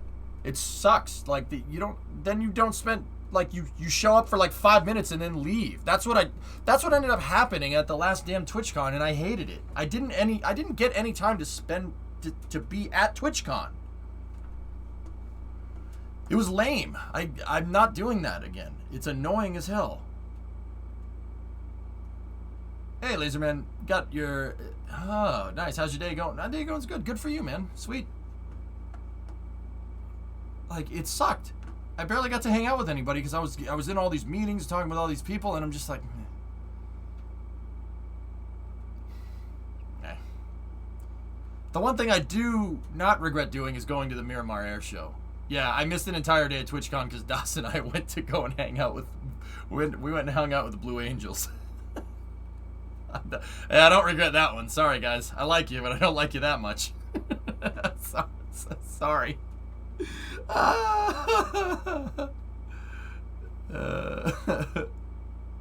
Speaking of, I think we already met just after the last Concorde flight at a truck service shop. What? After the last Concorde flight at a truck service shop. Wait, like the actual Blue Angels? Yeah.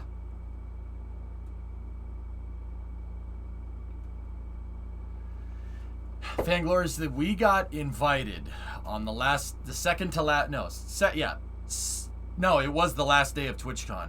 We got invited, Blue Angels and the Red Arrows, yeah, at Miramar, yep, 2019.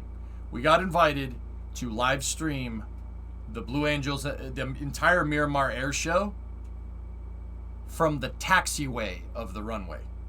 Not from back behind the crowds where everybody is, not on the ramp. Taxiway. So if you ever gone to an air show, you're sitting on the airplane ramp. That's where they set up all the bleachers and the planes fly around over the runway, right? No. They're out and in front of you? No, the planes were right above us. Dude. Look, I'll show you.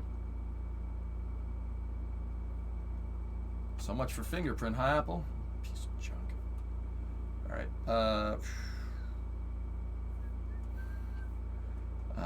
let me find it. I have them. They're in here somewhere. Let me go find late 2019. I know this isn't the Blue Angels, but is this close enough for you? The problem is, Miramar is gigantic and there's no connection. Is that close enough for you?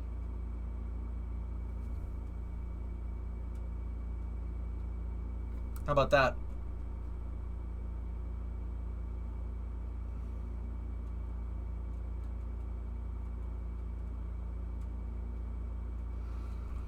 My jealousy is a physically manifested object.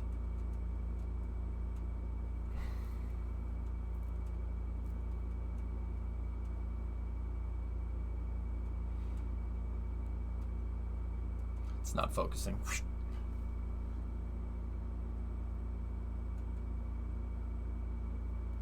Those are the Red Arrows, but they couldn't get close. Here.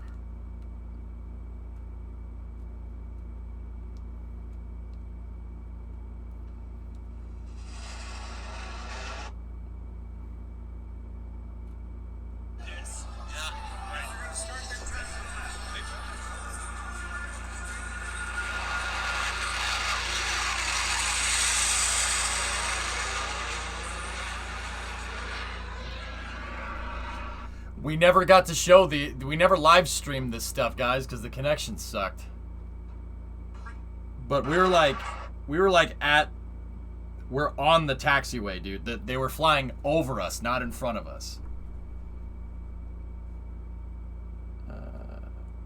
Here. Right, catch the wire. Exactly.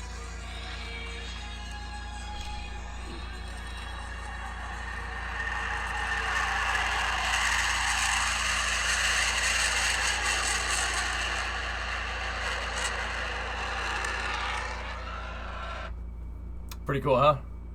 We should put these videos somewhere. Oh, yeah, and then we went and did this. Remember, you know how I always say, oh, yeah, I know how to fire the tank? Yeah, there you go.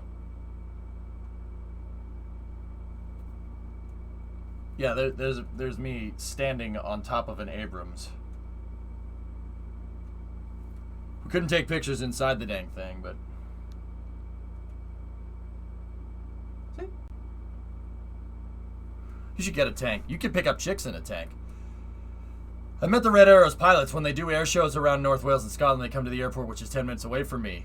That's cool, Velo. Yeah, I got to talk to the Red Arrows photographer. I got to interview him. Dude, that footage is floating around somewhere.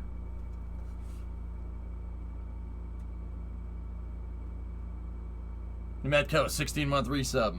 Yeah.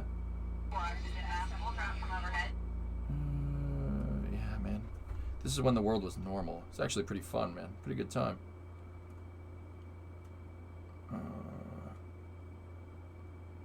Oh, yeah. There's that. Ah, you can't see it. Oh, yeah. You can kind of see it. Tucker was right. Yeah, you can pick up chicks in the tank, dude. So, this was from an Air Force jet demonstration. They had Air Force jet demonstration F-18 or F-16s there.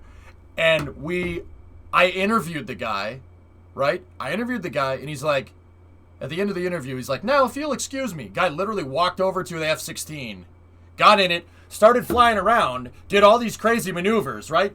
Landed it, taxied right back in front of us, got out, and continued the interview. I'm just like, did that just happen? Yeah. I can't believe Das never posted that footage anywhere. I gotta talk to him about that. You need to upload this footage.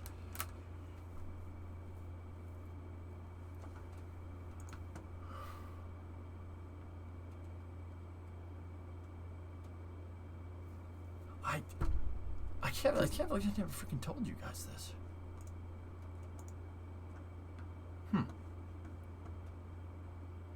Like I told you the tank parts, but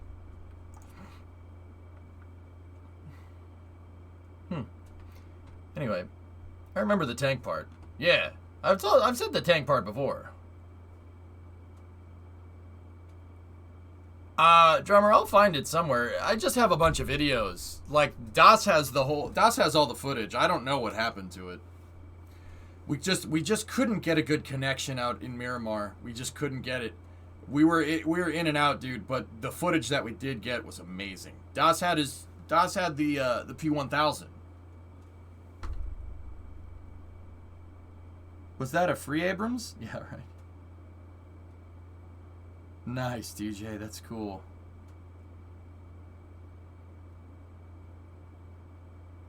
Funky, I did a moon mission yesterday, and when I got there, there was a lunar eclipse going on. When I went back to Kerbin, there was a solar eclipse. Nice. When Oshkosh, yeah.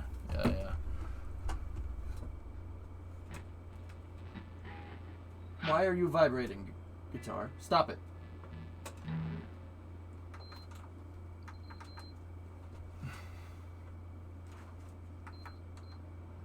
There we go. Turn the fan on. It's getting kind of hot in here. Anyway, back to space news. Let's see what we got. So, the SpaceX just static fired Falcon 9. This was a couple of minutes ago. Targeting, actually, this was right at the beginning of space news. Targeting launch of SpaceX's second dedicated rideshare mission, Transporter 2, on Friday. Right there. So, yeah, SpaceX launch. We got another Falcon 9 launch. This is a polar RTLS out of the Cape. Pretty awesome mission. You could play my last video. I did. I did play it, man.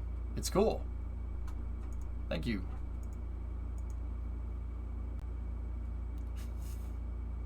It's pretty dope. I'm buzzing through it quick, TJ. But yeah, this is cool. Awesome. Oh, dude, look at those planes.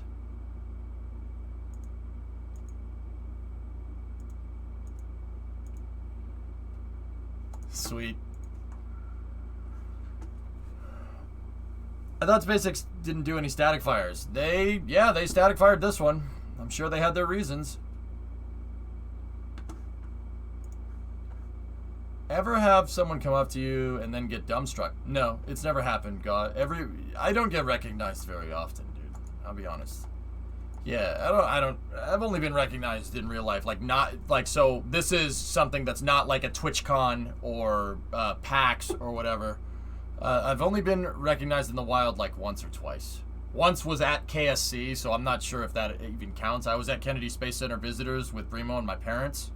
And yeah, a viewer's like, oh my God, EJ, what are you doing here? I'm like, I like space things. And the guy was like, nice. Yeah. What was the first ever space news that you did? Green Knight, space news kind of became its own dedicated segment because at the beginning of every stream, we would just talk about what's going on with space. And then somebody just came up with the idea, probably around 2016 or something, to just start doing a dedicated segment to space news. And I've been doing it ever since. It's one of the most popular things on the stream, to be honest with you. I really want to punch you in real life. Geese, and I will slap you in real life. Yeah, I remember K-154. That was awesome, dude. Good time. Go and throttle up. Would you mind making this a GIF on your background? I mean, that's cool, but I think real estate is full here. Like in late 2013 or early 2014, I had someone come up to me at work and recognize me from stream. It was weird. Yeah, yeah. There's the time at KSC, and then there was one other time. I had a viewer recognize Bremo and I, but that viewer messaged me later. He didn't come up to me and say hi. I took Bremo into Boston one time, and we went to the Heinz Convention Center, and there at Copley Plaza. There's a mall there, and we were walking around the mall. And when I came home and streamed later that day, a viewer was like, "Hey, were you at this store at this time this afternoon?" I'm like, "Yeah." He's like, "Oh, I saw you. That was really cool." I'm like, "Why didn't you say hi?" "Oh, I didn't want to bother you." "Oh, okay." Yeah, Bremo. Yeah, that happened. That's the only other time. So, yeah, I usually don't get spotted. But then again, I don't go outside very much either. Of course, Steven. Absolutely. Boston. Yep. All right. All right, what do we got next? This next bit's coming from Intuitive Machines here. Intuitive Machines to deploy and operate first lunar communication satellite in 2022. Communication between Earth and the Moon is a monumental 239,000-mile task, and Intuitive Machines is leading the way in pioneering this cislunar economic opportunity. IM selected York Space Systems S-class satellite with a lunar communications payload to launch on its upcoming IM-2 Lunar South Pole mission for late 2022. Cool.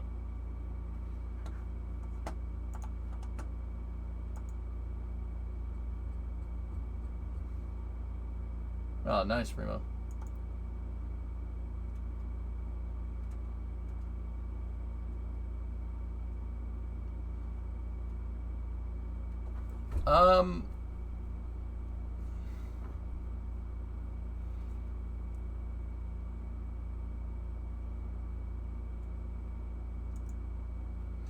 Bree, which one do you like? That's cool. York Space Systems. York Space Systems was founded to radically improve spacecraft. Okay, where are these guys? Which York is it? There's too many Yorks.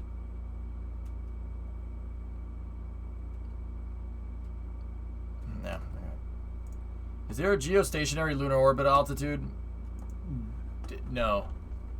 Geostationary lunar is unstable. You'd be better using a Lagrangian point. Oh, that's cool, TJ. Neat. Tor is a good movie. Alright. Well, let's keep going with the next news. Good, that's cool. The Intuitive Machines mission is going to launch a relay and a lander, which is pretty cool. Let's see what else we got. Another successful flight for Ingenuity. The Mars helicopter completed its 8th flight on Monday. It flew for 77 seconds and traveled 160 meters to a new landing spot about 133 meters from Perseverance, capturing its own shadow in this image. Guys, they did helicopter on Mars, okay?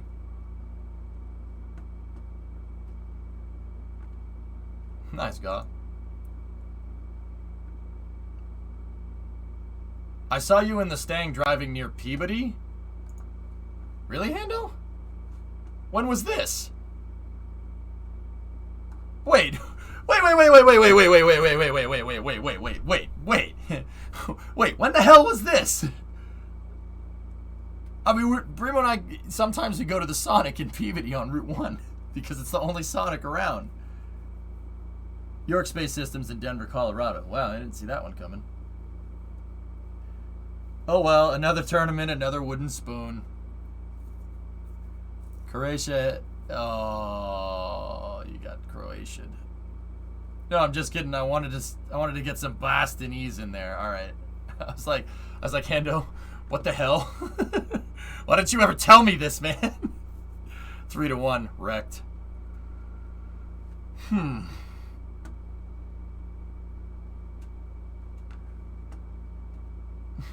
Wrecked, dude.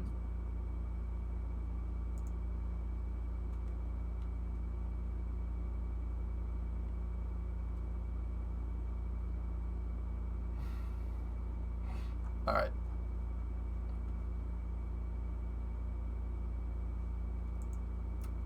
Let's see. What other space news do we got?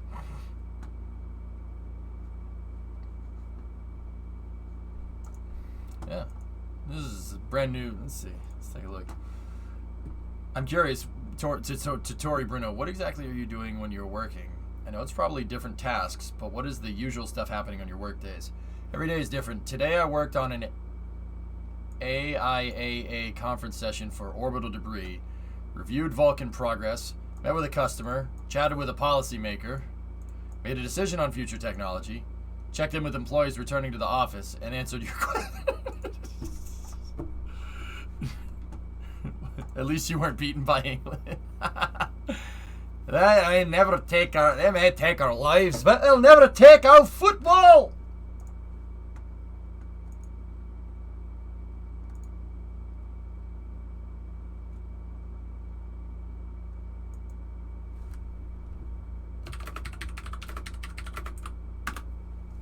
All right, we'll talk about that more later, Brimo.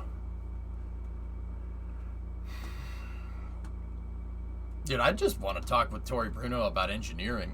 Like, I don't need to. I mean, I know I pretty got a good idea. I got a good idea, pretty much what's going on with Vulcan. I would just be like, so, hi, you know, like, do you remember that time you worked on the X-33? That was really cool. All right. So, let's keep going here. Uh-oh. Dropping power levels threaten the InSight mission. Dust accumulation on the solar panels of the InSight Mars lander is reducing the power to the spacecraft and could force the mission to end within a year. Oh no. At a June 21st meeting of NASA's Mars Exploration Program Analysis Group, Bruce Bannard?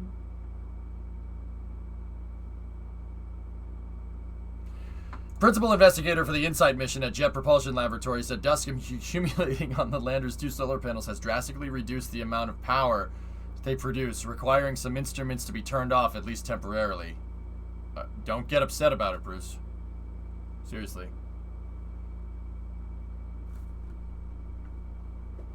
How many times do you think someone's made that joke, to be honest? Like, how many times do you think someone's made that joke?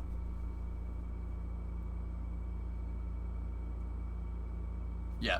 Do you imagine how much crap that guy got in high school? Like, that's ridiculous. They should just use the helicopter to blow the dust away. Yeah, they ain't near each other, man. Jack, I don't think they're close.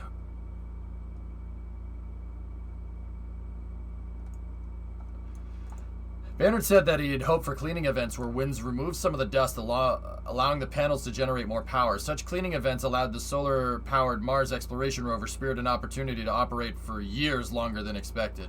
Yeah, we need that damn dust storm. Where's Matt Damon? Well, hopefully they can get some dust off of those panels. The problem is, I mean, there's wind on Mars, but it's just not very windy. Because there's just not a lot of pressure up in there. Not a lot of pressure up in there. Hey, man, you got something to eat up in there? We hungry. Ah, dang it, now I'm hungry. Anyway, well, that sucks. Hopefully they can get through. So this next one's coming from Lockheed Martin. Let's see what we got. Perseverance has been hard at work collecting soil samples on Mars, and now we're going to help retrieve them. NASA has selected our team to build the aeroshell for the lander that will conduct the first sample return mission from another planet in history. Thread. With a thread emoji.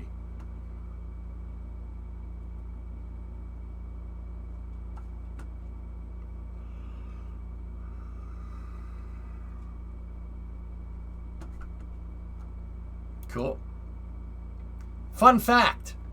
Our team has built the aeroshells for all 10 of NASA's landed Mars missions to date, for asteroid and comet missions, and for the human-carrying Orion spacecraft. Safe to say, we're expert at protecting precious cargo. That's pretty dope. Look at the heat shield.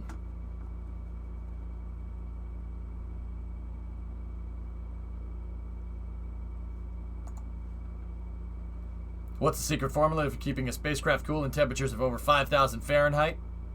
Turns out it is part of a combination of silicone and cork, and we've been using it to protect spacecraft since the 1970s. Yep, cork, great heat shield. To an extent.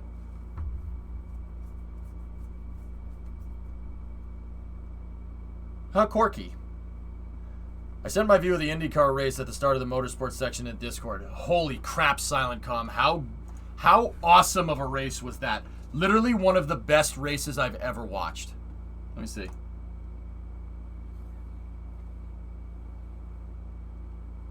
Yeah, Silent Com.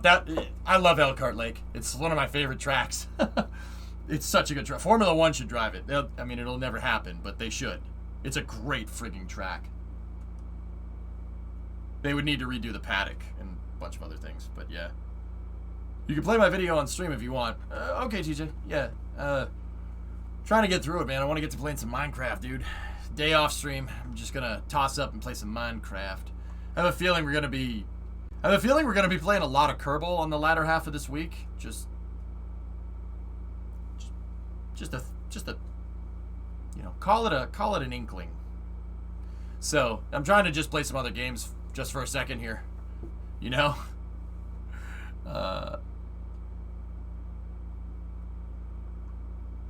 He knows something. Yeah, he knows that 1.12 is coming out on the 24th. So Thursday, Friday, and Saturday are pretty much going to be...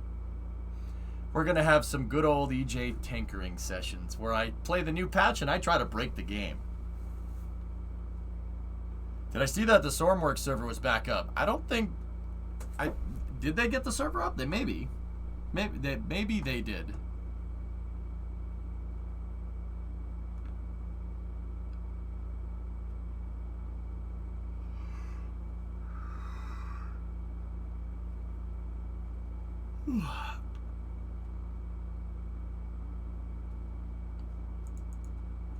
Did you see the cold gas thrusters for Super Heavy? I haven't seen that yet, Reagan. We'll have to check it out.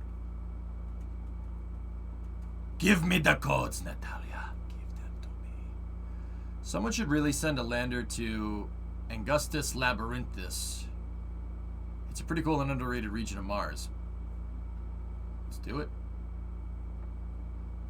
I'm in. Time for a round of EJ having fun with fireworks. When you jump on, go check out your car garage. Oh, Jesus. Oh, wait, no, you did this. I told you to do the sign, so yeah. All right. Do we have pictures?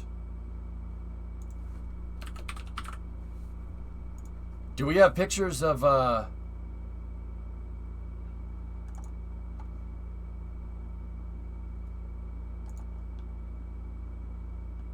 yes, here we go.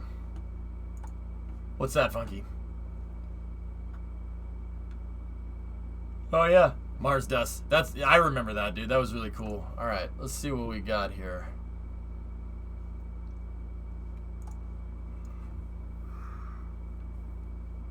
I went out last night and spotted this super heavy forward dome sleeve. The forward dome was on the sleeving stand and the sleeve was being rolled around.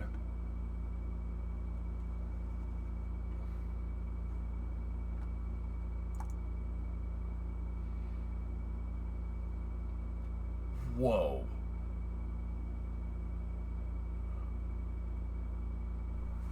I want them to explore volcanoes on Mars. Well, TJ, we can up the exploration if we put a base there. If we put a base there, we could... So, like, here's the thing. We could put somebody to Mars. And if we... That's not... I don't... Okay, it's difficult. Getting somebody there is difficult, all right? A base on Mars, difficult. But if we do that, yes, it's going to cost more money than doing these science missions periodically. However, if we figure out how to get people there and have them sustainably living on Mars, then the science can come at a very, very high bandwidth. Because the astronauts down on the soil can go and drive a rover over to a volcano, or we could drive a rover over to a lake bed, or we could drive a rover to one of the rovers that are already there and take some parts from that thing, or, you know, like Martian style, you know what I'm saying? The yields potentially from human habitation in terms of science could be insane. They're way higher than, just like in KSP, they're way higher than sending a probe. Probes are good. They're good in the interim period of time, but nothing's going to replace sending a person there. The science yields will be the highest. This is why I want people to go to the moon, and I want to establish a base on the moon, and I want people to go to Mars. I don't just want to dick around with probes all day. That's a good precursor thing to do, but it should be a precursor. We shouldn't just keep doing that, you know? Just a thought. That's just my opinion. I mean, these look like thrusters to me.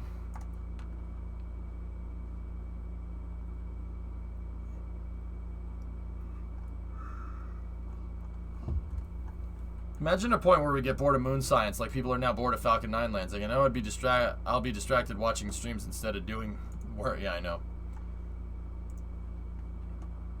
The moon does weird stuff to people's lungs if any of its thin dust gets in there. Yeah, try to keep it classy in here, but yeah, I mean, yeah, lunar dust poses a challenge. But I mean, we have people living at the South Pole. That's pretty challenging, right? We got people living in an underwater base. NASA has an underwater training base off of the coast of Hawaii. I mean, that's difficult. That has its own challenges. I'm pretty sure breathing the stuff around that underwater base will also kill you. Just another thing. I don't see that as an insurmountable problem. Do you? I mean, it's definitely something you're not going to want. You probably wash the suits off after we go out on EVA, but I mean, during Apollo it wasn't that big of a deal. I mean, and that doesn't mean it won't be a big deal in the future, but I mean, at least we have some experience with it, you know? People live in Scotland, yeah. Okay. You know? Yeah, I mean, it's a good point, but it's not an insurmountable problem. At least I don't think.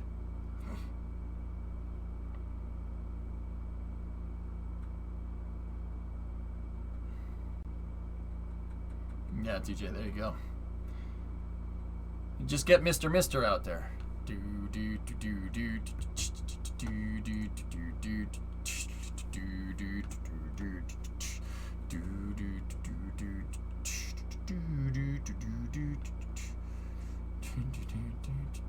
Wait a minute.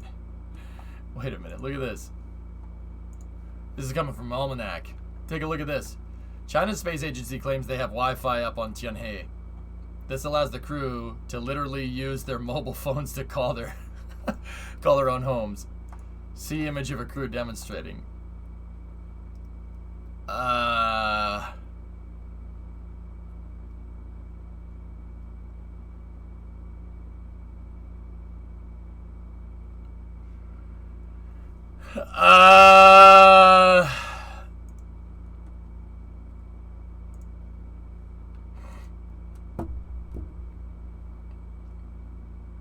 You don't think so, Ando? Why not? You know what those guys look like? Those guys look like boomers with smartphones. That's what they look like.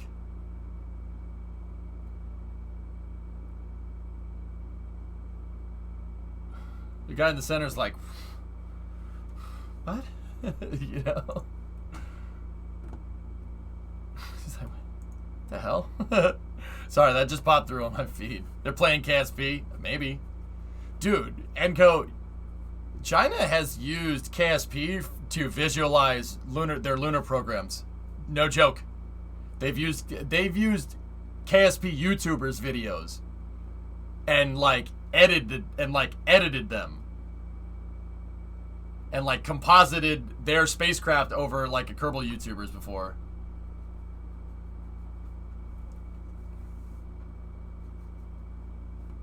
Maybe they can intermittently, but I don't think China has on-orbit comms allowing that. I mean, I don't think it's too ridiculously far-fetched, Endo, but yeah, I mean.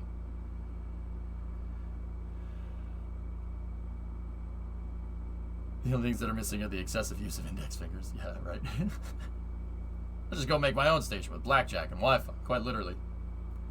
You just need a repeater up with the appropriate connection standard there to send signals back to Earth and back onto the network.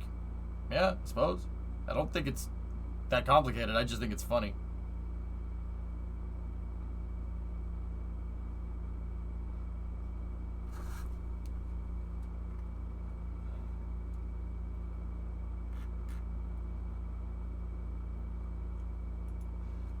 Woodbite, I'll leave it up there until it's not funny anymore.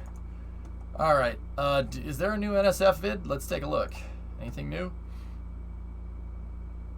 No, not really.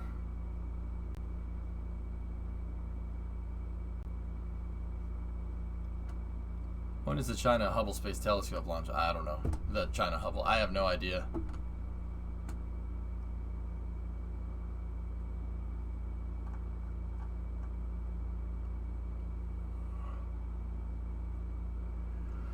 All right, you guys want to play some Minecraft for a little while? I think just like doing a variety stream and stuff. I think that's fun.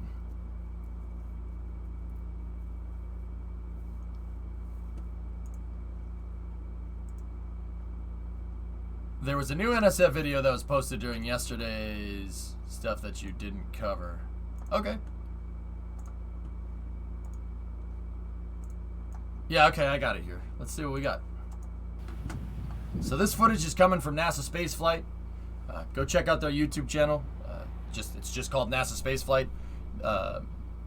They are nice enough to come here to let us look at this footage and let me examine it on Space News every day. So least we can do, guys, is go over there and support that channel so they can keep letting us do this.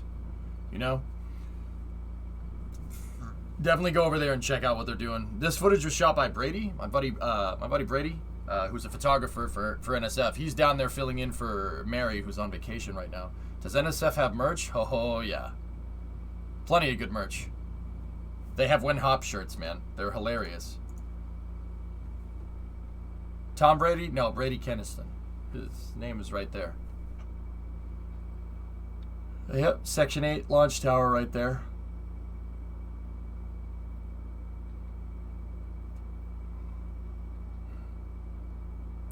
Texas Tank Watchers, yep.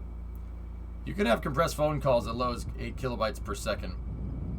I can see them having that bandwidth on that station easy. Sounds right, Beltbox. Yeah, I mean, doesn't seem far-fetched to me. So that's the 7th segment right there. 7th segment of a 7th segment with the power boom crane.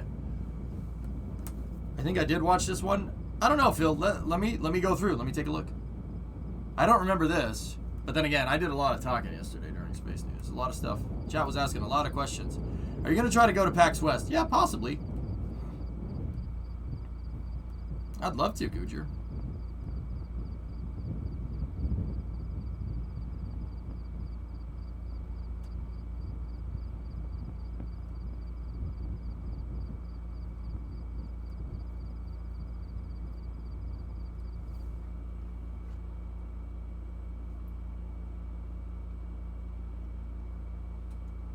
Counterweight attached to forward GSE dome section. Yeah, it's just a big plate of steel. See that thing up there? They do that when they lift it to make sure that it being heavier gives it more inertia. It kind of stabilizes it better.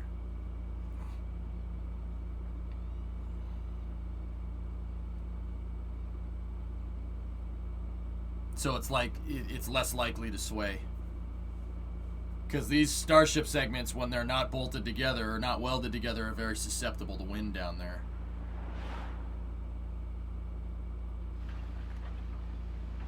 It counters the pipes. Yeah, I guess it does do that too. Yeah, yep, I did see this. I remember. Alto.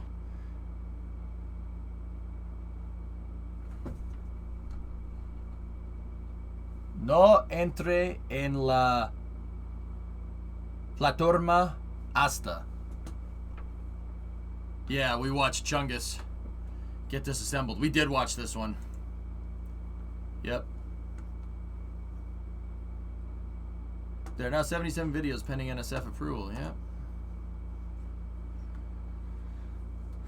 I just got back from home doing the same. I just got back from home doing the same thing. What do you mean, BB? When I went to the IndyCar race, the cell service was so bad that the credit card machines weren't working. Yeah. Yeah, dude, it was a great race. I mean, that's why. It's a freaking awesome race, dude. So good.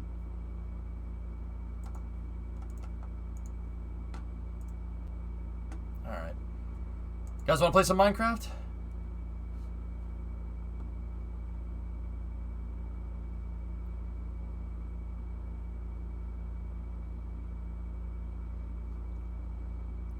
No? Alright. I'll just sit here and stare at the wall again then.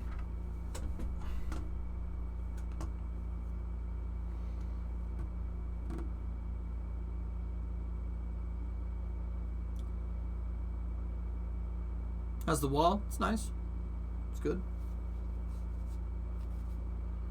Well, it's not like you have any deadlines to hit. Oh, yeah, you're right. No wasps. No, it was just a one-time thing. Guy came in through the air conditioner. I buttoned up the AC.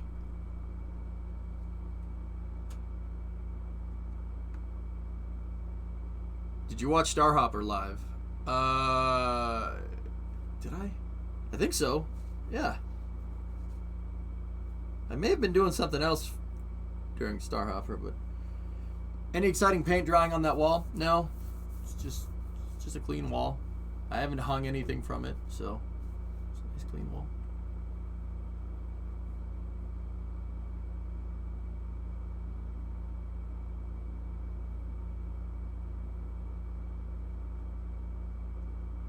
Bremo did, yeah. Bremo gone rogue. I forget what I was up to. I was doing something.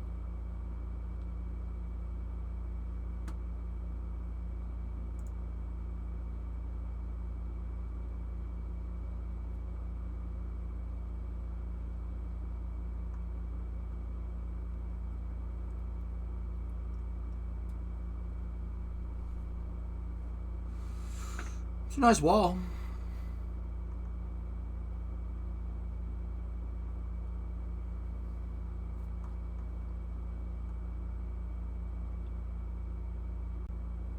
I was on a flight? Yeah, that's right. I watched it from a plane. I remember now.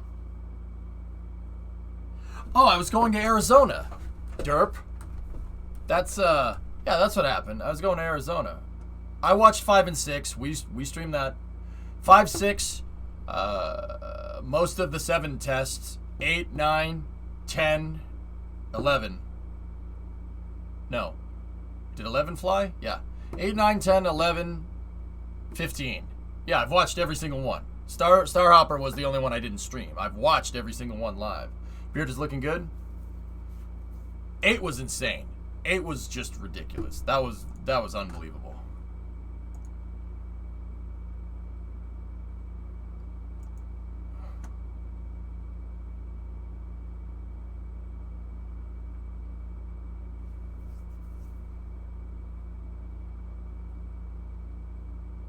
Can you walk us through your vacation? My vacation? What do you want to know, Ma?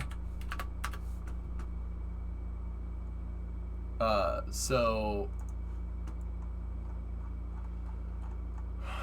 we spent most of the we were down on Cape Cod. That's where I spent my vacation. Down on Cape Cod. We were near Hyannis, which is Barnstable, right here. A little more, kind of around this area right here. I don't want to say exactly where, but some days we were in Hyannis and stuff, which is pretty cool. Hyannis is a village in Barnstable. Barnstable's a big place. There's a bunch of different little villages. There's Hyannis Port, there's Hyannis Park. There's a bunch of small stuff. It's cool, dude. There's a cool airport down there. And it gets some passenger travel too. The plane's flying out all the time.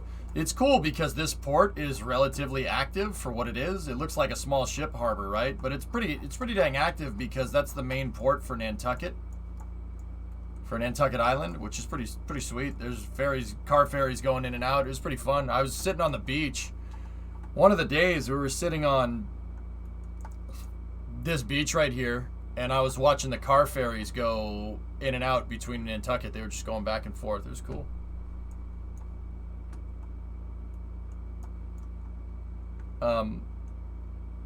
Been away. Where did you go? Yeah, we were staying in a cottage that was super remote, but yeah, we a lot of it was spent around Hyannis, and then another time I drove up Route 6 all the way to the National Seashore, way up here. There's nothing out there. There's just dunes. It literally looks like Arizona out there. It's weird.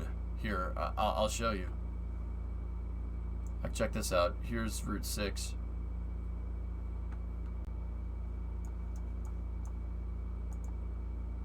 Yeah, if I showed you this and I said this is New Mexico, would you be like, yep, all right. Steven, 100 bits. Thank you.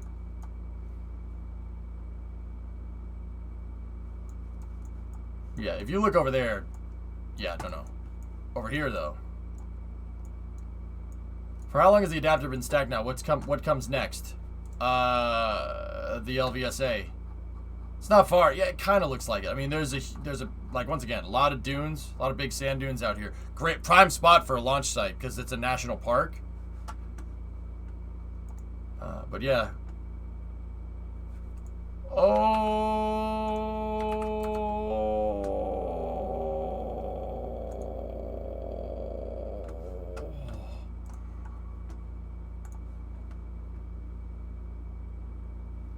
GeoGuessr trap. And yeah, we spent a day in Provincetown, and then we went back and drove along the sand dunes. Well, not drove along it. We went through Chatham, and yeah, it was fun. It was a fun little thing. Hyannis is cool. There's a lot of. I haven't been down there in a long time. There's trains, little roundhouse and stuff. It's pretty cool. There's a scenic railroad up in here, and they have a lot of old school locomotives in there. They have a couple of Bud cars, which is really cool. I mean, if you like trains, then you know what that means. But yeah, Bud cars. Yeah, I stopped by and peeped the trains. It was cool. Yeah, they got some pretty cool rolling stock in there. But yeah. Yeah, you can hump those. That's fine. A lot of fun stuff to do down there. I mean, beach, obviously, but it's just nice and chill. Cape's really chill. From the canals over, it's just really chill. But yeah, that's what I did, Ma. But also, oh man, that's the launch vehicle stage adapter. Let's read what they had to say. Welcome to the team, launch vehicle stage adapter. Teams have stacked the adapter atop SLS core stage. This cone-shaped element houses and protects the RL-10 engine that powers the ICPS. FYI, both Cape Cod bridges are being replaced. Neat. Yep, there's the launch vehicle stage adapter. There it is.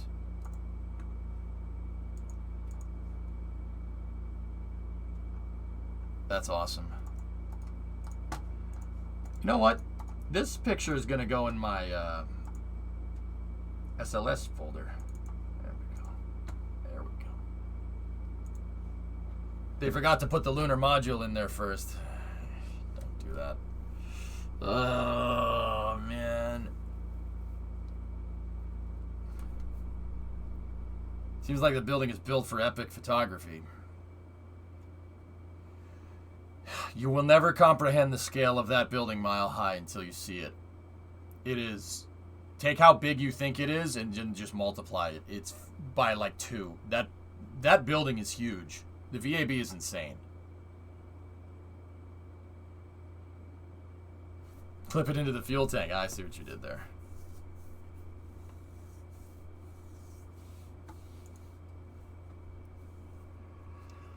I've never been in it, drummer.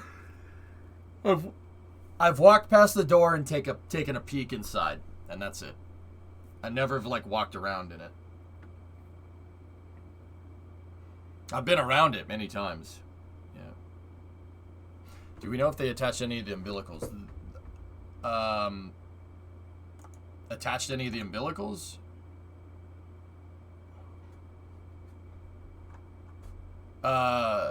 Yeah, some of them down the bottom, most likely. I think they have the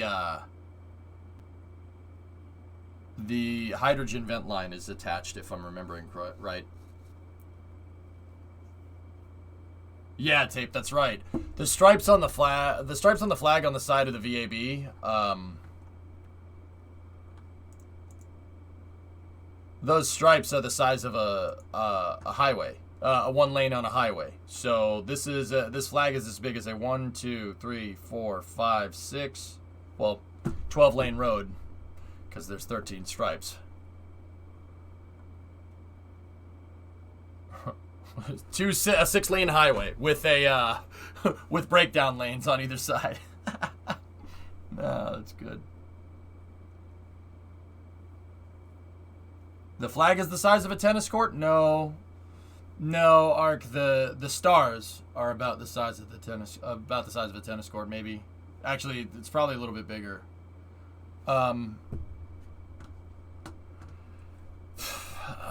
That flag is, like I said, it's a 13-lane highway, so it would be a 6-lane highway with a median. It's big. What is a tennis court? How many lanes wide is a tennis court? 3?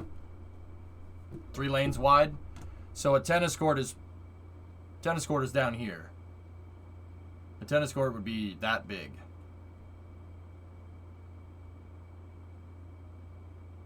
That's like the size of a hockey rink. Seriously, it's about the size of a hockey rink. That's, yeah. How big is one of those stars? The size of a mini? Yeah. Yeah, drummer. Yeah, those stars are probably like, I think they're 12 feet across.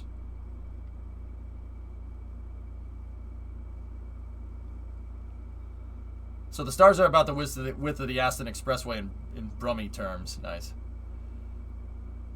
Yeah, this building is freaking huge.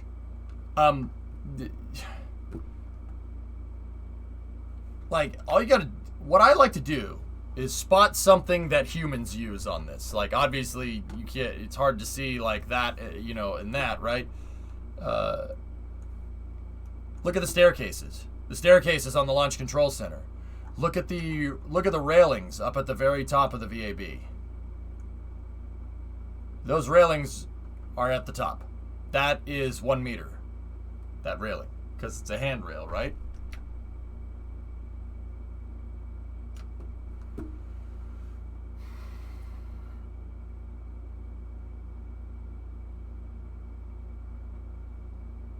It's frigging gigantic. The building is insane.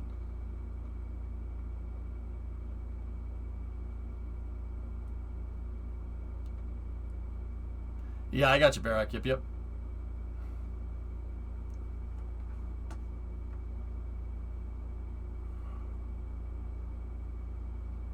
Hey, Jake, can you tell me why I have a 5-second delay when I download and use the mod Real Fuels in KSP? Oh, I don't know, Nick. I'm not too good on the mod front. Anybody else having a delay, have input lag when they're using Real Fuels in KSP? I'll ask anybody here. I'll pick everybody's brain. Now add 2 more on the already constructed foundation. Steven, we gotta get back to dreaming big, dude. We gotta get back to dreaming big. This is ridiculous, man. Like, I understand the reasons why High Bay 3 is only being used for SLS. Like, I get it. But also at the same time, one high bay? One high bay. One high bay? Really? 1? That's it? You have 4. Not 1 or 2 or 3, but 4. 4 stones. 4 bays. What the hell? Use all of them. Build more pads, please. Just friggin' do it. Like, I once again, I understand why there isn't. Like, I get it. What am I supposed to do with an empty bay? Yeah, right. Didn't Bill Nelson say something that... Didn't Bill Nelson say something about investing in NASA infrastructure? What if he announced that NASA is finally going to expand the VAB for SLS use? Okay. If he's going to do that, get High Bay 1 operational. Get High Bay 1 working, build another one of these, or reuse a shuttle ML. Seriously. Reuse one of the shuttle MLs that are sitting out there doing nothing. You take it apart, fix it, and revamp High Bay 3. I'm serious. I'll take 2. 2 is fine. 50% operational capacity is okay. That's good for me. Hey, Wolf, what's going on? Sorry, I had to look at something real quick. Something purse strings. But see, Winter, you know what, man?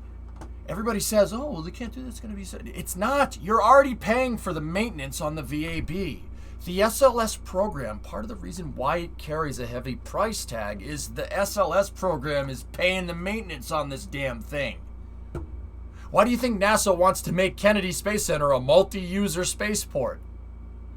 well, we're going to be the principal multi-user space. No, they can't it's too expensive to maintain 4 bays and have them do nothing. So have them do something, for the love of God. It wouldn't cost that much more to revamp this high bay. You know why? Because somebody already designed high bay 3. It's already been designed. You already paid for it. Just make the parts again. All right? Design and development is the most important part.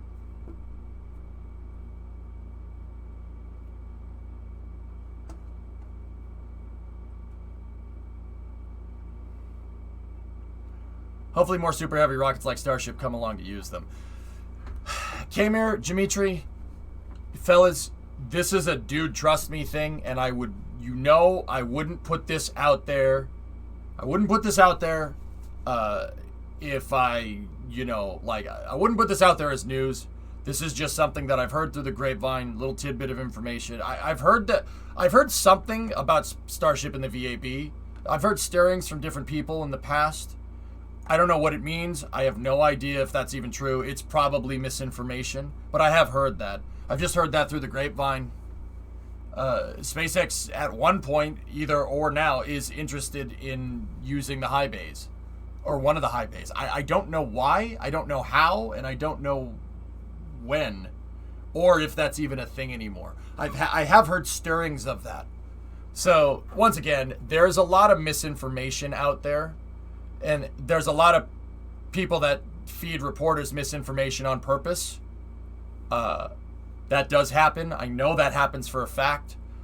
Like New Glenn stainless steel, that was misinformation. Oh yeah, that was information that was put out falsely on purpose. Did they say they could build 2 more high bays on there? Yep. Mm-hmm. Hey Taj, what's going on? For stacking Starship and Super Heavy, but I really doubt that NASA will allow anyone welding stainless steel inside of the VAB. I mean, alright. So, hey Mappy. So, yeah, I mean, I've heard stirrings about it, dude, but it's just stirring, so I'd never report it as news. Like, I'll never, write, a 5,000-word article based off of something that I heard from a guy that I heard from another guy that got heard from guy who went to the doctor once, you know what I mean? There's some people out there that like doing that. Not me, though. I mean, they got to get both of the high. They got to get 1 and 3. They got to get high bay 1 and 3 up and running. It should have been like that from the start. You know why? Because it's cheaper to build 2. And I know there's a saying like, oh, why build 1 when you could build 2 at twice the price, right? Like, no. If you buy in bulk, the price goes down.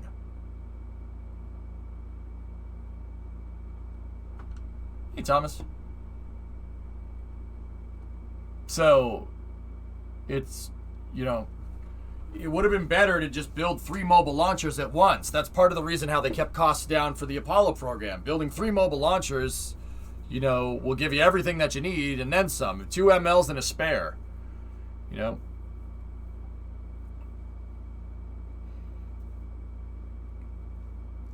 Like, it's not a hard sell. I just, yeah. Love the shirt. Gia. You back on the block, CJ. All you had to do was follow the damn train, EJ. 4 shuttles, redundancy, etc., etc. That's right. Imagine using one of the crawler transports to move a stacked Starship and Super Heavy around.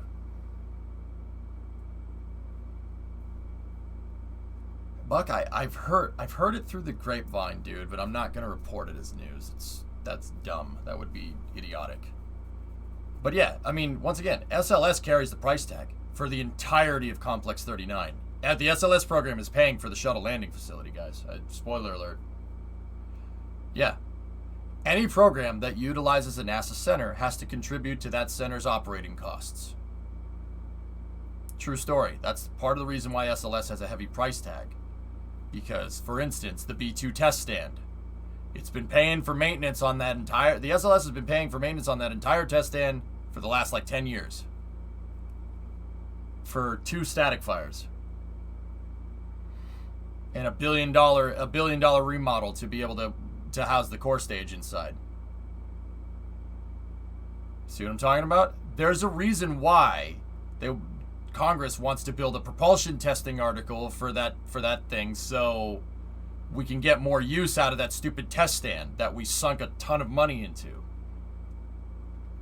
Do you know what is located being built here at KSC? It looks like Starship.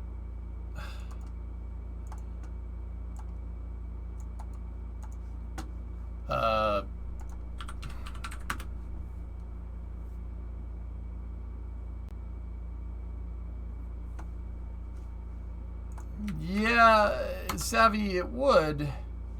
It sounds like using the high bay could be counterintuitive, but for a NASA mission, I don't see that as being far-fetched. There are old Starship rings from Mark II. This is the Roberts Road facility. Yeah, there are rings left over from when SpaceX was working on Starship. They're just sitting there doing nothing. That's the Roberts Road facility, dude. It hasn't done anything yet.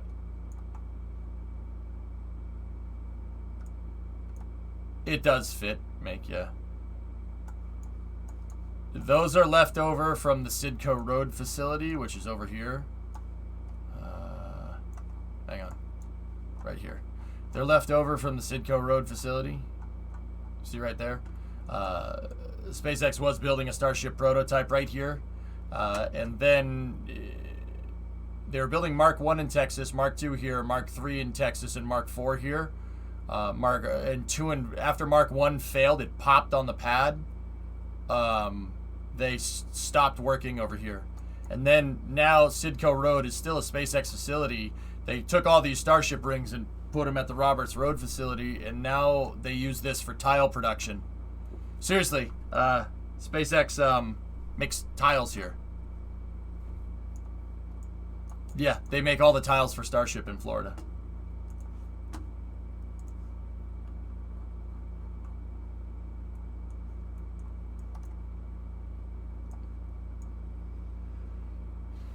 Same tiles used for Dragon. Dragon doesn't use tiles.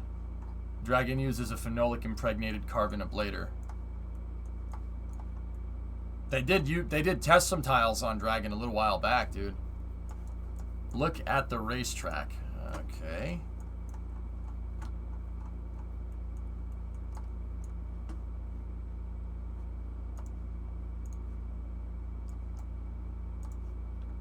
Oh, click the wrong button.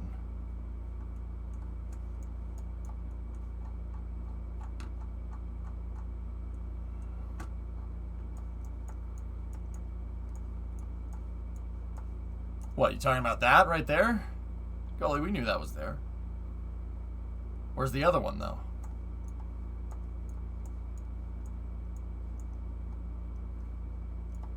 Look at all these lattice crawler crane parts. Very nice. I'm looking at naming convention of rockets, and for the Saturn V, what does the S1C and the S4B stand for?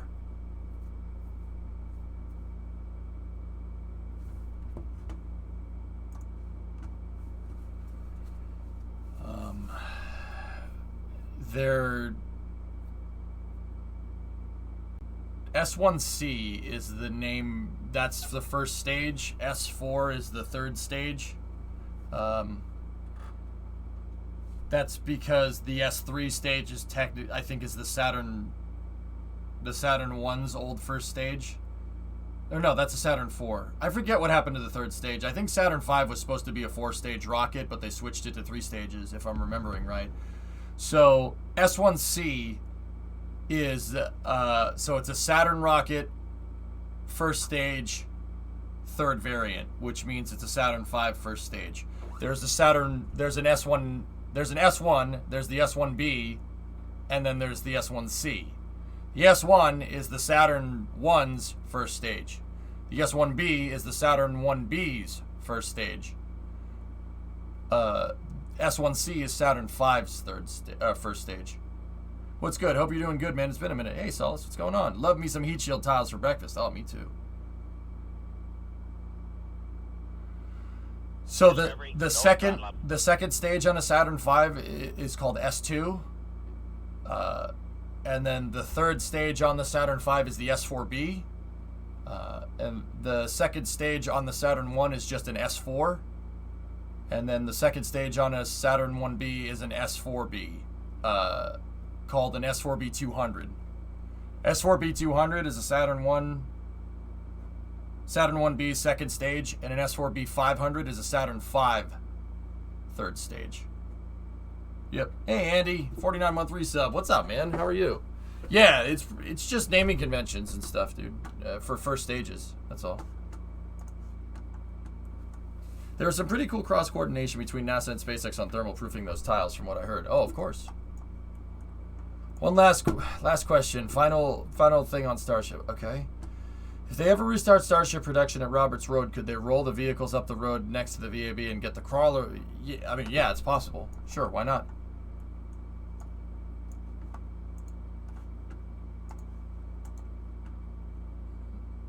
Oh, yeah. Yeah, Thomas, you could say that we've seen it. Hello, Atlas. Nope, never mind.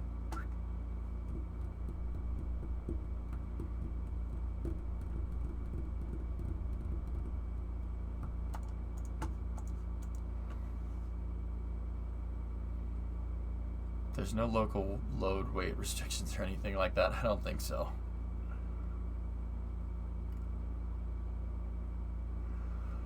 Yeah, that doesn't suck.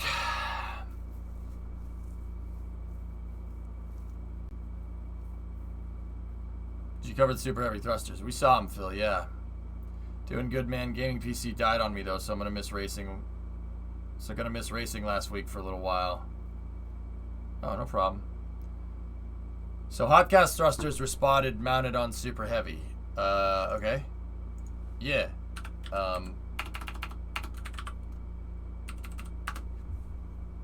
Yeah, Brady got pictures of them, dudes.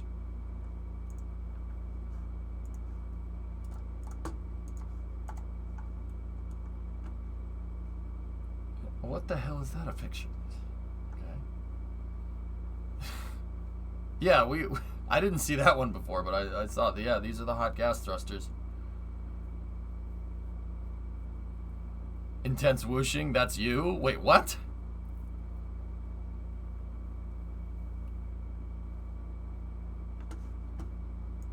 I'm confused. That's not John Crouch, is it?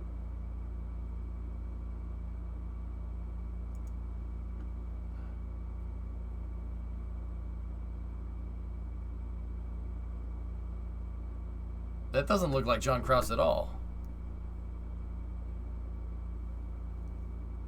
I don't know who that is.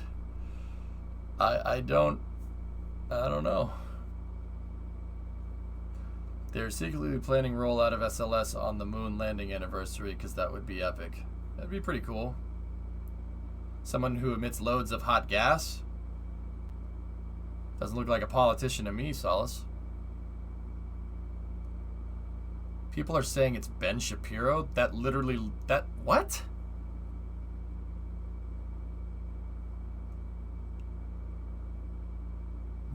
That doesn't,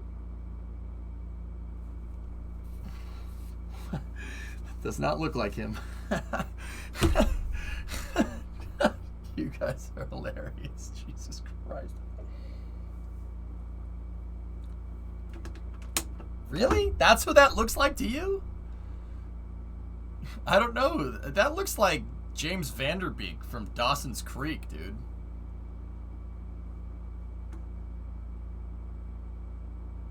Reminds me of Homelander.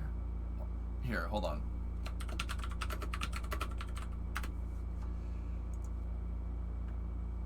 Okay, that's some weird pictures. Hang on. Dawson's Creek. Here we go. There we go. That's what I see. See what I'm talking about?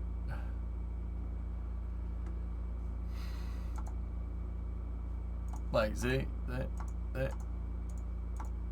That's all I see. Just this great meme picture. Oh, jeez. That's all I see, man. That's what I was thinking.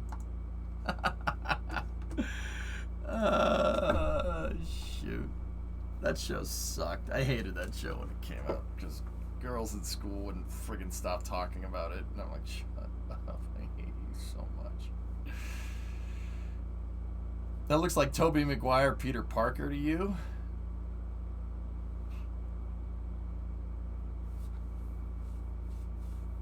It looks like a character from GoldenEye N69, yeah.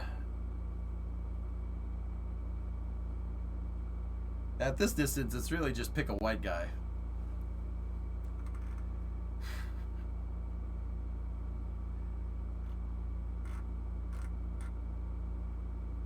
I thought it looked a bit like Draco Malfoy. Let's see.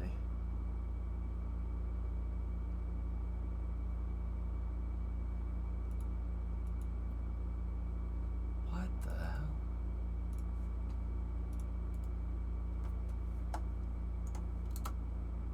What?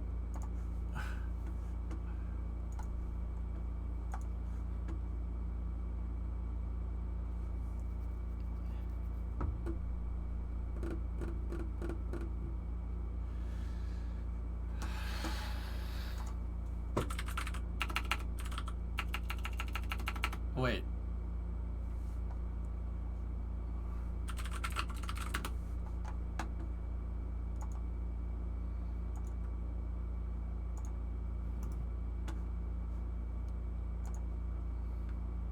I don't think it's that one. That doesn't look like Ben Shapiro at all. The community tab? Oh, word. Here we go.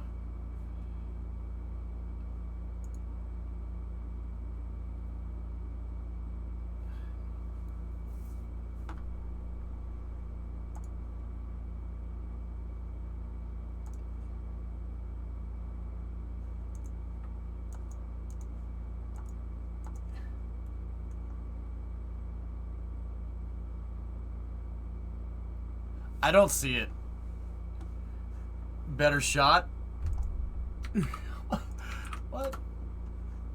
Let me see.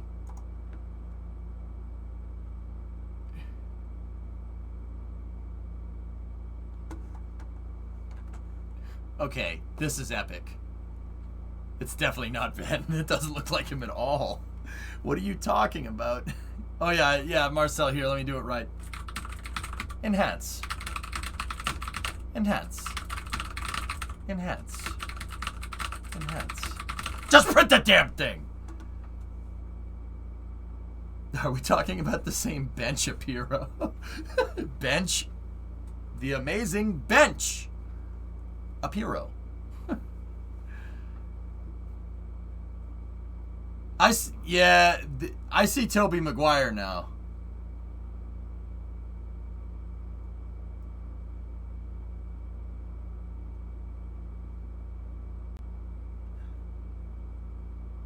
Hey, what's the name of the place on the wall with all the stuff, all the goofy stuff on the walls and the mozzarella sticks? Juice Spot, you want me to blow your mind? So you don't, yeah, oh, you mean Shenanigans, right? It's talking about Shenanigans, right? You remember the movie Waiting?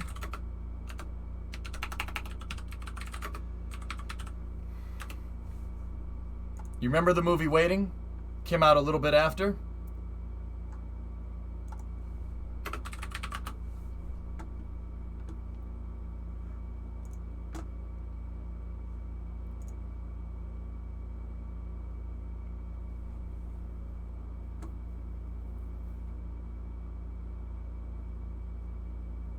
The restaurant has a bunch of goofy stuff on the walls and mozzarella sticks, and it's named Shenanigans. You're welcome for that one.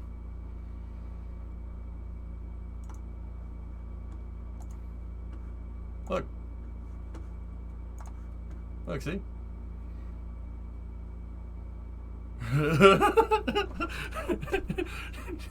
It's a great movie, by the way. It's a great movie.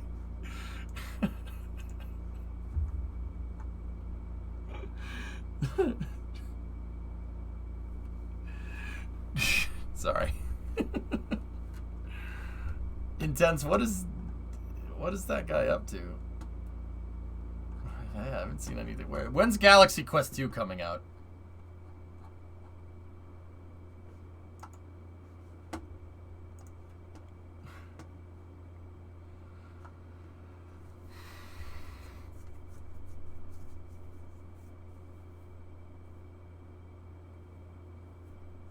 So those are hot gas thrusters for super heavy. They're going to tap off the autogenous pressurization coming from the Raptor engine. So basically the Raptor engine, some of the gas that's coming out of the bottom of the Raptor engine can be used as a tap off. Some of the combusted gas, and that combusted gas can end up going into a pressurized system that they can use to hot fire these rocket motors. It looks like Gronk. I see Tobey Maguire more in this picture now.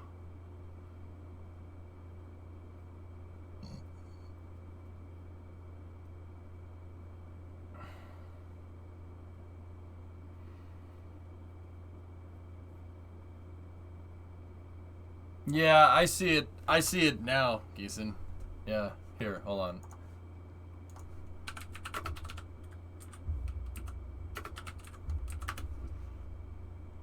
Let's take a look.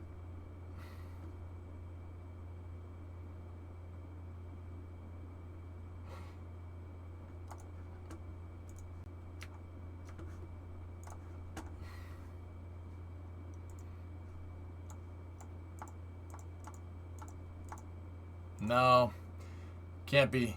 Nose is too turned up. But then again, maybe if you're looking down, it's not the right angle. No, not the same guy. I thought Gronk too.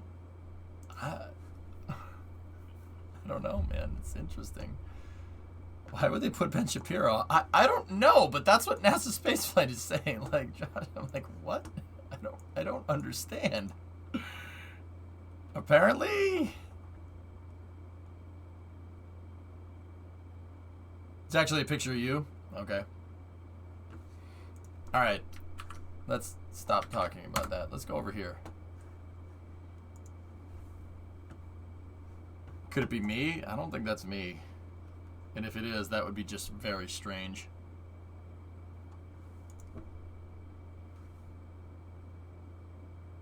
Nah. I don't think so.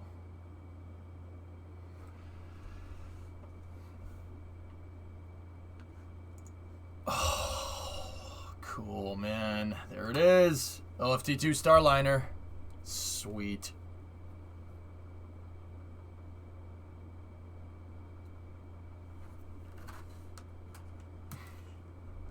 When orbit. Yeah. When you stop FODing. Stop FOD. You will stop your FODing immediately, JuiceBot.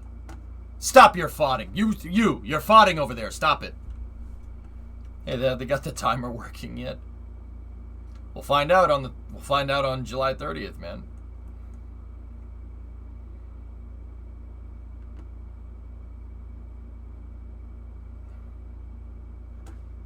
No, Penta, you go FOD yourself, you dick nose.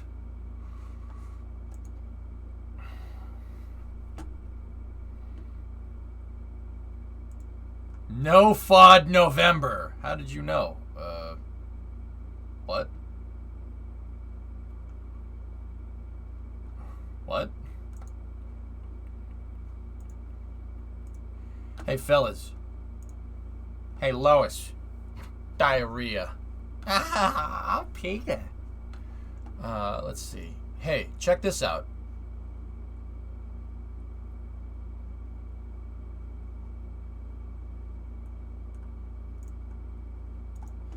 So, we didn't get a side profile of this before, but if I had to venture a guess, I would say that what we're looking at here is a part of the catch mechanism. Peter, I'm holding iced tea. Spider-Man! I want to go to the Cape and see the OFT2. How close to launch should I wait before booking tickets? Here comes Peter on a clothesline, but his name's not Peter, it is Spider-Man!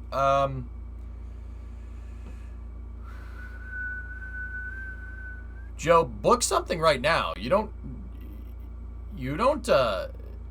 can book something, that's no problem. Just don't put a deposit down on it. You pay for the hotel room when you get there. Book a reservation right now. If you cancel it, whatever. Even if it's a cancellation fee, who cares? Cancellation fee ain't gonna be that much.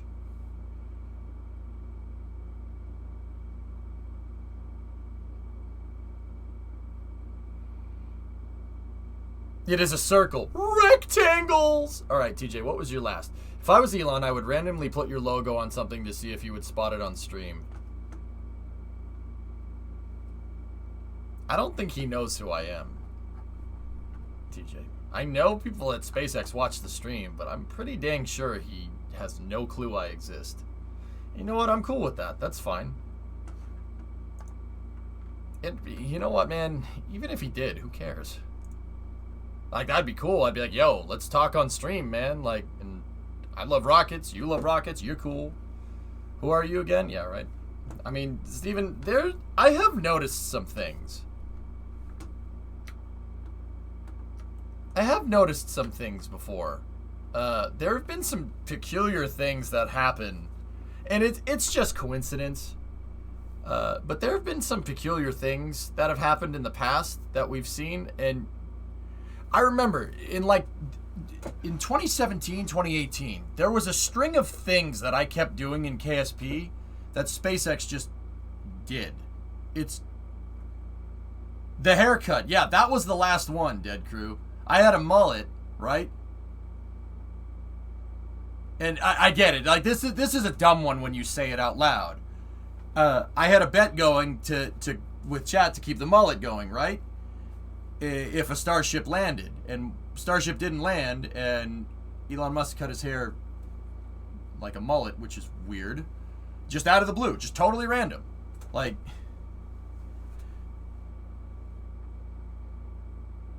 yeah, it was probably, yeah, it was, like I said, he liked Scott's tweet that you were in, yeah, but maybe. The artificial gravity thing on Skylab, that one was strange. Roblox, that was weird. All right. I had somebody, okay, that was one of them. That was really strange. Okay, listen to this. Once again, I still don't think he watched the stream. I think it's just a coincidence. But I'll tell you the story real quick.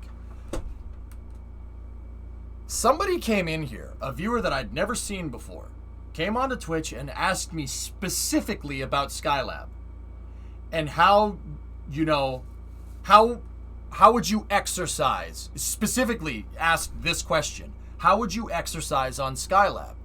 So I showed pictures of the astronauts exercising on Skylab. Skylab had an interstage bulkhead attached to it that had a running track.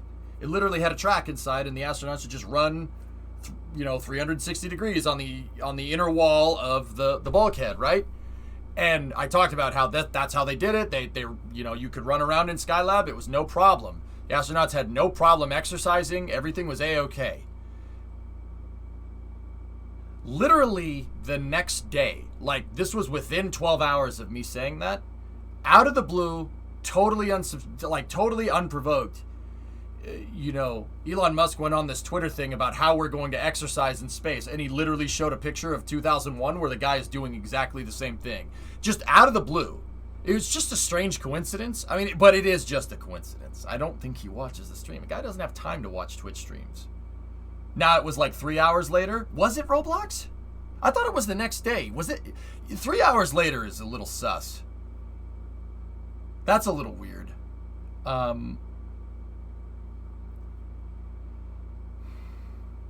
It was the same stream? That was peculiar. That one was weird. Roblox, there were more. There were other ones that were like that. Like, he had time to play Cyberpunk. Yeah, I guess. Plot twist, one of his kids watched the stream? Yeah, maybe. There were other strange ones. Roblox, what were the other ones? Someone at SpaceX wanted to pick your brain, I guess. Yeah, maybe. I mean, maybe drummer. Who knows? Like, I could say that there's no coincidences. That was a strange one, Luizo. I really don't have the answer to that one. That's just weird.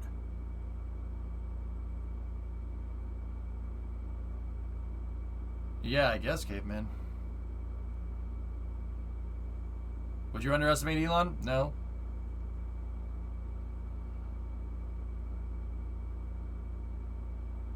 Go, baby, go. That was Blue Origin, Orion's. Ariane Cornell. I know Ariane Cornell, the lady that hosts Blue Origin's webcast. I know her. Yeah, I've met her before. She's cool. Really cool. Space, dude. Space nutcase. You think I'm bad? Arian's really bad. Like, she is a space nutter. And I mean that in an endearing way.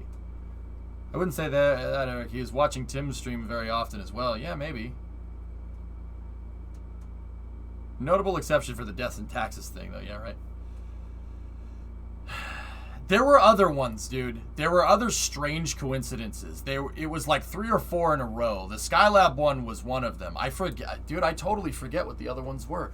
It was just stuff like that. I'd be talking about a topic or doing something in KSP, and then he would talk about it just out of the blue. Like, really peculiar. NASA knows you're the biggest space enthusiast on Twitch. It would not be far from... Yeah, maybe. You're not a small streamer anymore.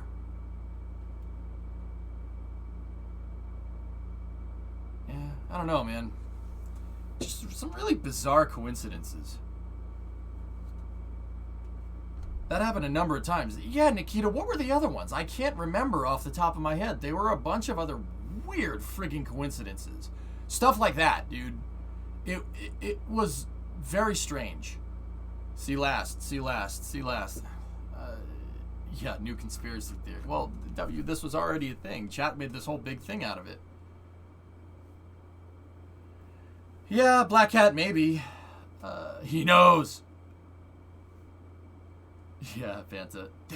Can you guys remember any of the other ones off the top of your heads? I don't freaking remember.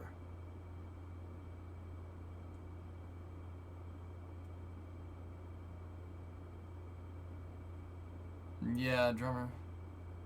Probably just network effect. Yeah, Entropy, once again, I really don't think he knows who I am. I really don't. I mean, but he might. I don't know. Like, maybe. Probably. I know he's seen the stream at least once. You show up near the top of Twitch during big launches. Can't remember the exact stuff, but it was fun and weird. I don't remember it either. And I usually have a steel trap. I know that Skylab was one of them. What was the other one? It was something that I said they were going to do, and then they actually did it. It was very strange. How do you know he's seen it at least once? He liked a tweet from Scott Manley with my reaction in it. So he's at least seen footage from the stream before.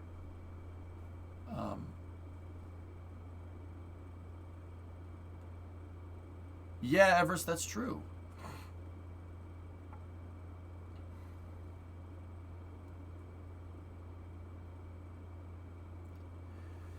That was SN8? I think so, yeah.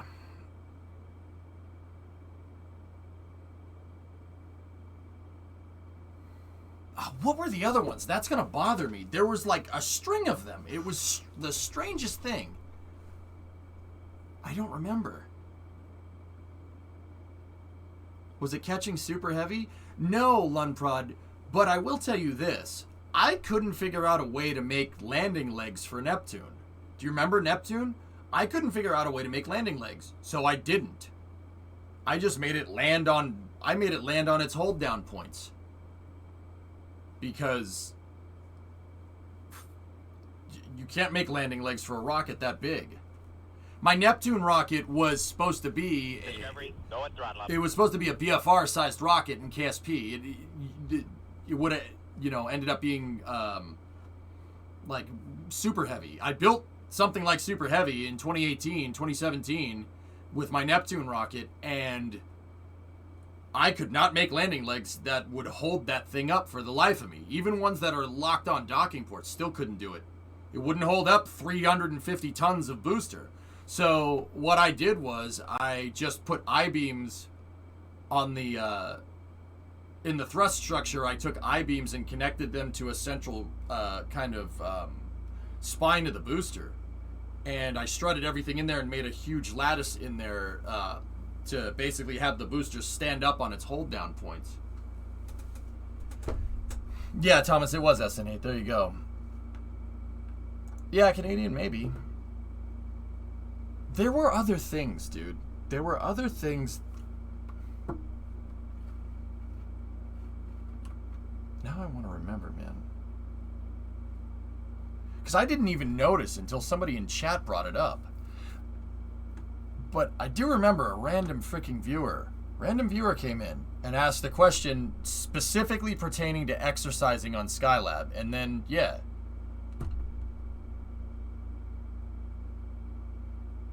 It's strange, man. That was weird.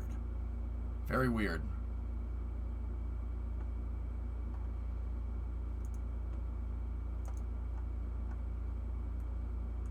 What's up, Canadian? I can't remember what the other ones were. It was a long time ago. It was like 5 years ago. Minecraft? Yeah, we can do that now. That's fine.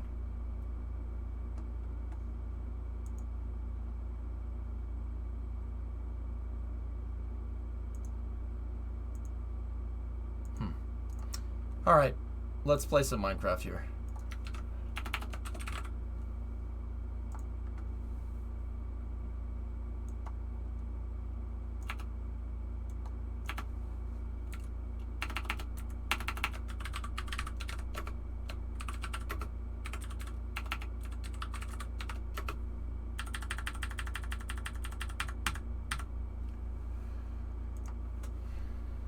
So I thought I'd share this because I think it's pretty cool. Just found a family tree on my dad's side of the family that goes back to the year 370.